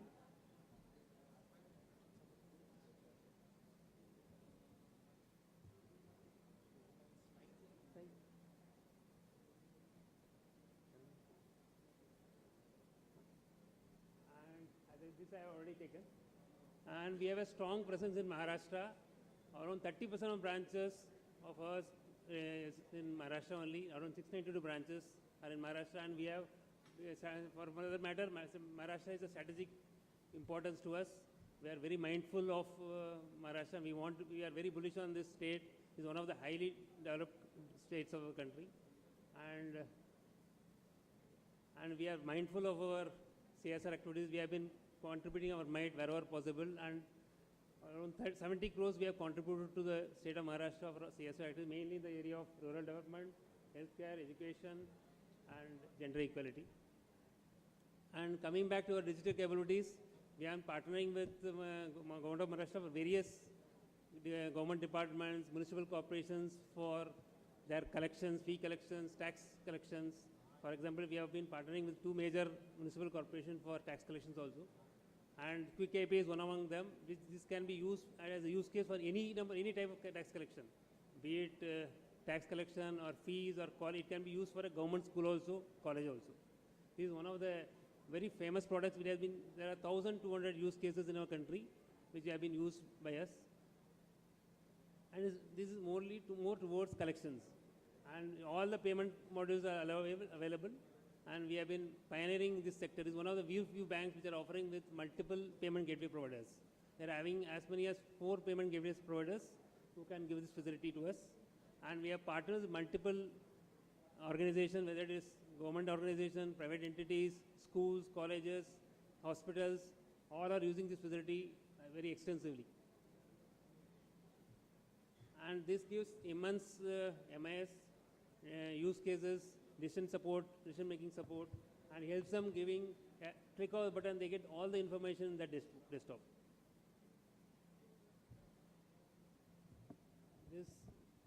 And second is that GLMS, you are aware, any government department which gets funds from central government comes through a PFMS portal. PFMS is a portal that is developed by NIC, that is National Informatics Center, which integrates with the respective state government's treasury through a banking software that is called a GLMS. GLMS is nothing but government liquidity management system, where we have integrated with PFMS extensively, and this has been used by most of the state governments. And the greatest advantage is if the fund movement is moving from central government to state government, this will be the key point of integration, GLMS. And we have tried to use it and once GLMS is onboarded in our platform, we can integrate at every level from end to end. The entire responsibility of integration is with the bank only. It is only click of the button, everything is on the dashboard of the state government, either at the top level or the lowest most level till the last mile.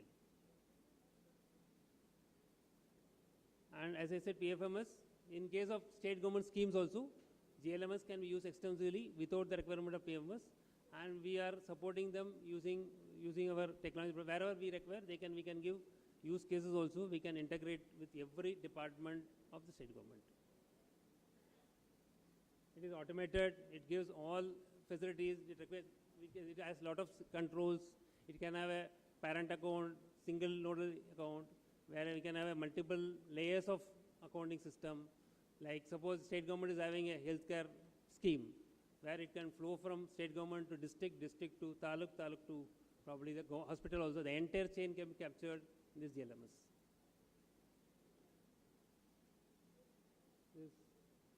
This perspective of PFMS, it covers all the points from the perspective of data, MIS, control, authorization, everything gets revolved around this funding requirement. Probably I'll take it through the second option. So we have complete support for the PFMS platform. We integrate the PFMS on real-time basis. One of the greatest advantages in PFMS and DLMS is that real-time access is available to the government authorities. Anytime they can have access to the database, movement of fund flow can be anytime real-time. It is not that they can see after a lag of some hours. No, it can see online because it is integrated with our core banking software of the bank. And reconciliation is up to date, and anytime reconciliation report can be obtained at any level, and very little possibility of errors at any level.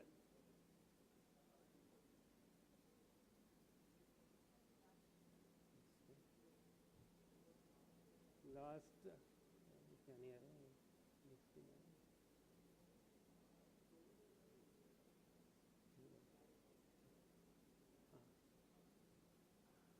Just regarding CBDC, my colleague would like to speak.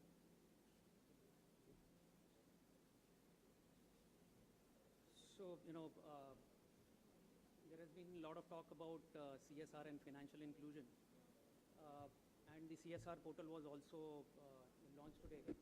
So one aspect, of financial inclusion and CSR is, the last mile availability of funds and availability of the funds to the right holder of those funds. So in that scenario, programmability becomes very important. Honorable Home Minister also spoke about programmable CBDC in one of the conferences. So what programmable CBDC, basically brings in is it gives you a token level programmability wherein the tokens can be customized for a particular purpose. It can be customized for a particular expiry date. It can be customized to be redeemed at a particular location and for a particular merchant address. So a lot of controls can be built in the last mile redemption of the funds which are basically there in the government schemes. Another factor which one additional functionality which RBI has basically launched is the double programmability, wherein the funds get logged in the wallet itself till the time the entire process of the government departments gets completed from a documentation perspective. So that gives us extra leverage in controlling the funds and their end use also. Some of the use cases, which have been implemented by different banks, and just to let you know, IDBI is also live on programmable CBDC now. And these are mentioned like PM Vidya Lakshmi, G-Safal, Deepam 2.0. So a lot of these use cases are being worked upon. And what we feel is programmable CBDC is an opportunity for last mile financial inclusion and controlled financial inclusion. We can move to the next slide. I would also like to add in the sense here, IDBI Dost application, which we have launched. It's a end-to-end, digital kind of capability which is there. We have got a mobile app as well as web application also, wherein the PMJDY account opening is happening at the, customer doorsteps or other BC outlets. So we are currently having 2,430 BC outlets which are already live. And through the mobile app, around about 3 lakh accounts have already been opened. So it basically enables account opening, then instant FD and RD opening also. Apart from that, enrollment into the government insurance schemes like PM JJBY and PMSBY is also possible through this end-to-end digital process itself. It also, it is an end-to-end digital process of enrollment, like, it has been spoken about by other participants also, so I will not dwell much on that. But the only summation here, it's an end-to-end digital journey, fast journey with traceability. That's it from our side. Thanks a lot for the patient hearing.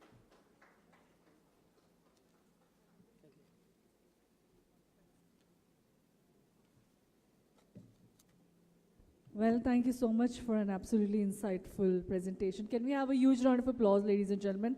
I'll request Shri Bhagwan Patil to please join us on stage for felicitation. I'll also request Shri Vikas Pansare, IAS Managing Director, Maharashtra Small Scale Industries Development Corporation, to please join us to felicitate the speaker.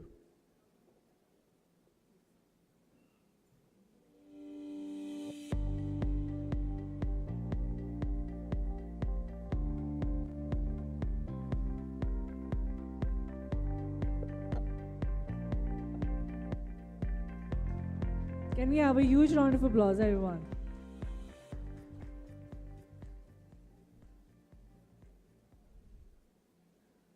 Thank you, gentlemen. And as we move on to the awards, I think both of the gentlemen, I'll request you to be there because it's an important time, one of the most captivating and most anticipated time of the evening. Well, let's now felicitate and acknowledge the journey of every technology leader that makes governance more transparent. There are individuals and organizations that make it happen. Well, today, let's acknowledge and honor them.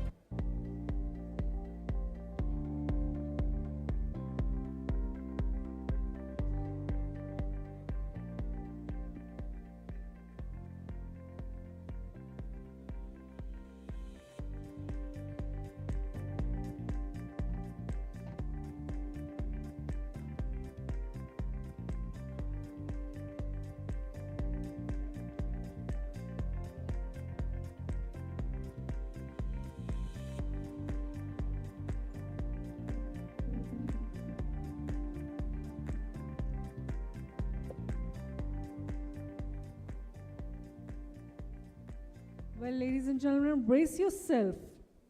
The first category that we are felicitating is power electronics and energy innovation. And that goes to Fuji Electric India. Can we have a huge round of applause, everyone?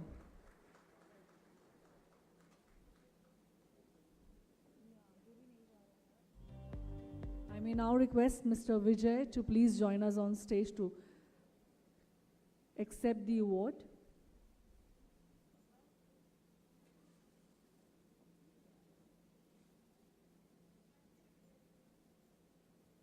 Can we have the award music, please? Ladies and gentlemen, let's have a huge round of applause, everyone.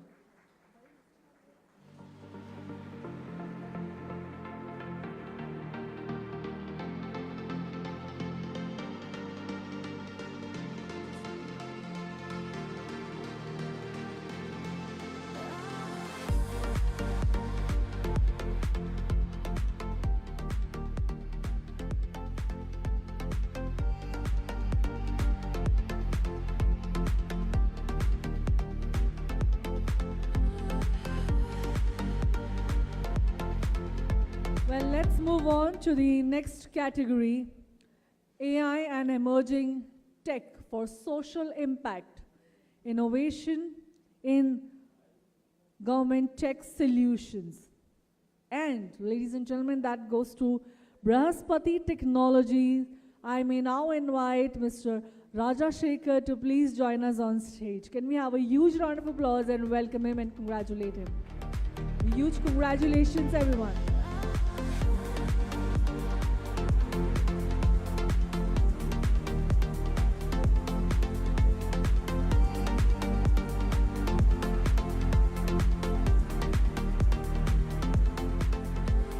Next category as we move forward is governance and public sector excellence, subcategory being Citizen-Centric Innovation Award, as that goes to Terasys Pavan Sachdeva. Can we have Pavan Sachdeva to accept the award?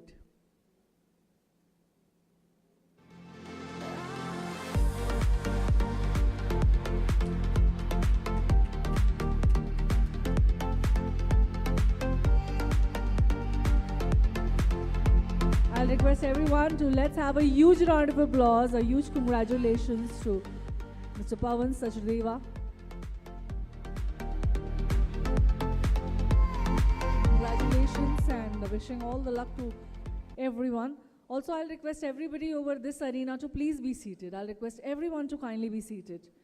Next is the category Innovation in AI for Governance and Public Services. And ladies and gentlemen, that goes to Virtual Galaxy, and may I now call upon Avinash Shende to accept the award. Can we have a huge round of applause and welcome them, the entire team, in fact. Huge congratulations to Virtual Galaxy, Avinash Shende along with the team.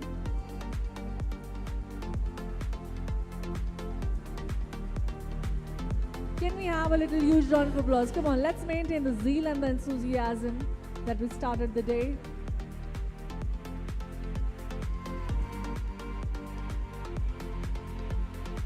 Moving on, the next category is Connectivity and Digital Inclusion, Bridging the Digital Divide Award. Well, and the leader is Sterlite Technologies Limited, and I may call upon Ian Srinivasalu to please accept the award. Huge congratulations. Sterlite Technologies Limited, a huge congratulations to you and the entire team. Ladies and gentlemen, let's have a huge round of applause, everyone.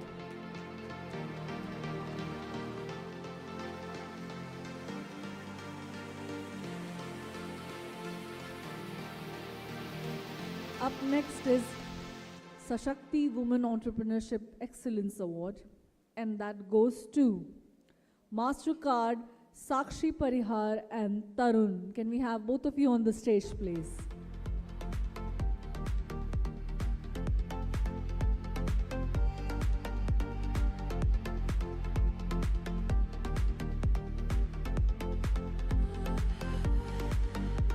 congratulations to MasterCard and the team, Sakshi and Tarun.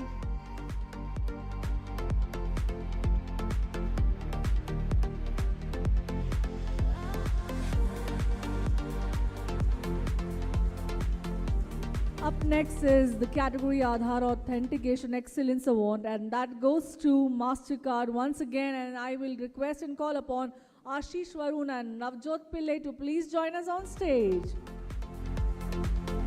A huge congratulations to the entire team, along with Ashish and Navjot. Well, come on, leader, it's a time to celebrate the success story that all the leaders have crafted. Can we have a huge round of applause? Come on, everyone. Up next, the category, one of the most significant category, governance and public sector excellence, and subcategory being best use of technology in government programs, and that goes to Iron Mountain. I may now request Sunny Lat to please join us on the stage along with the team. A huge congratulations.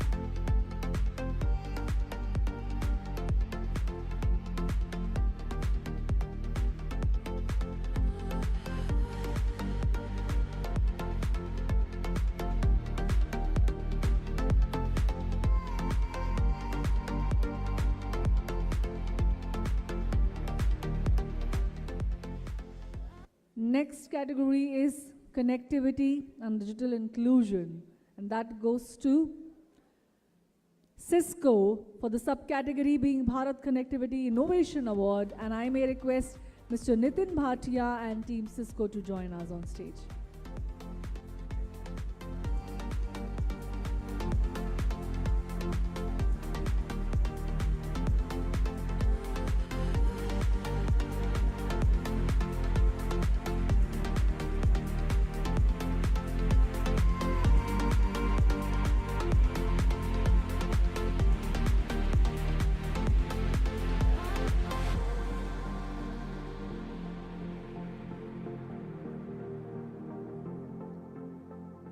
Moving on to the next category, governance and public sector excellence, and subcategory being digital governance initiative of the year, and that goes to SM Network. May I call upon Manmohan Sharma along with Mr.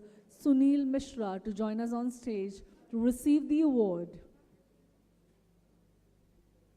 Let's have a huge round of applause, ladies and gentlemen, and welcome them.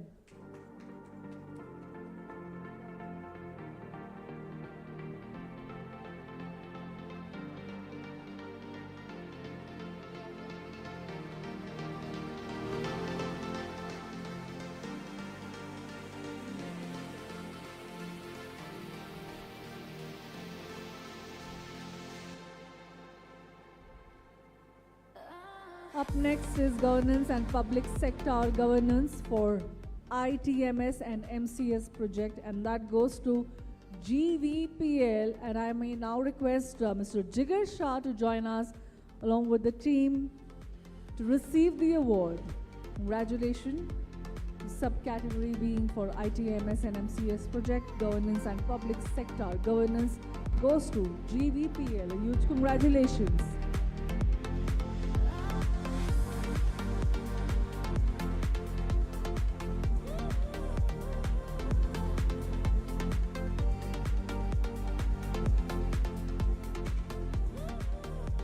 Up next is a category CSR Tech Integration Award. Ladies and gentlemen, that goes to Reliance Foundation, and I'll request Mr. Senthil Kumar to please join us on stage to receive the award.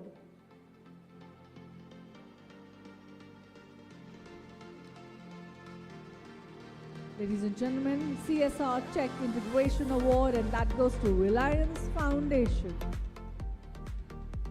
Everyone, can we have a huge round of applause? Everybody, let's keep clapping and celebrating the success story.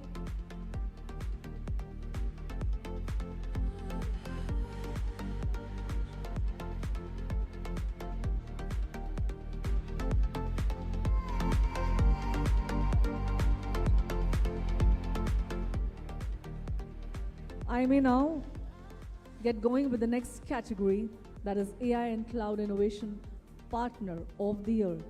And that goes to AWS.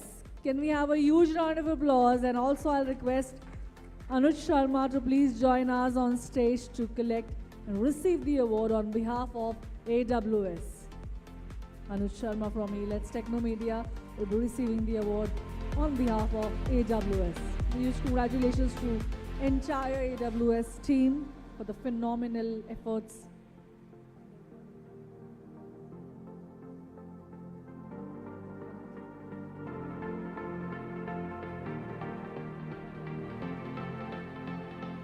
Governance and Public Sector Excellence Smart Public Service Delivery Award. And ladies and gentlemen, that goes to Dell. May I now request Anand Singh to please join us on stage. Okay, huge congratulations to the entire team of Dell. Can we have a huge round of applause for all the awardees out here?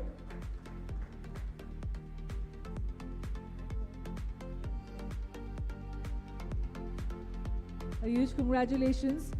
The category being Governance and Public Sector Excellence Smart Public Service Delivery Award, and that goes to Dell. Huge congratulations to Dell and the entire team, entire dynamic team that they have.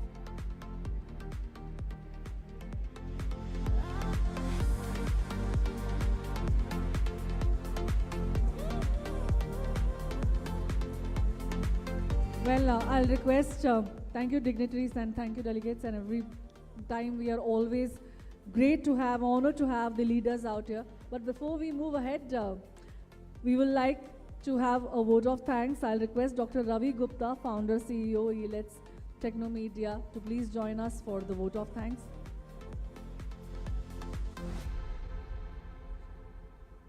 So, I will request all the award winners to actually join the stage, and also our dignitaries of the government अब सारे stage पर आ जाएं. तो award जो winner stage पर आ जाएंगे तो एक पिक्चर हो जाएगी हम लोग की. या and requesting our team of athletes to join in front में आगे. And a special recognition I will request for Rose here. Rose आप स्टेज पर आओ.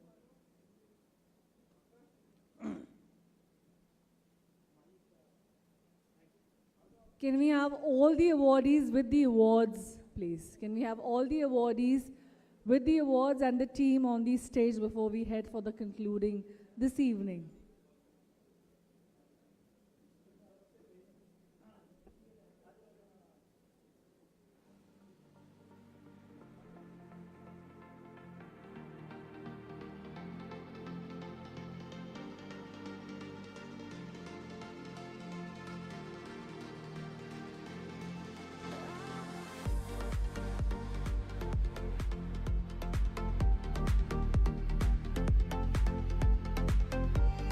I'll request eLet's Technomedia team to please join us on the stage as well.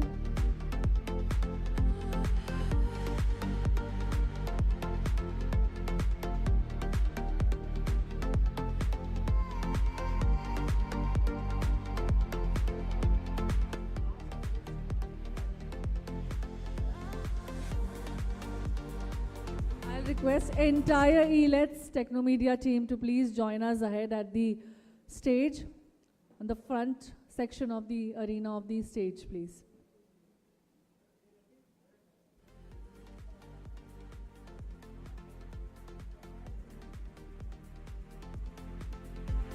I'll request everyone to stay back. Also, we have also high tea, so I'll request everyone to please stay back. Also, all the awardees with the awards, please. I will now request Maha IT team to please join us. If you can listen my voice loud and clear, I can please request entire Maha IT team to please join us quickly.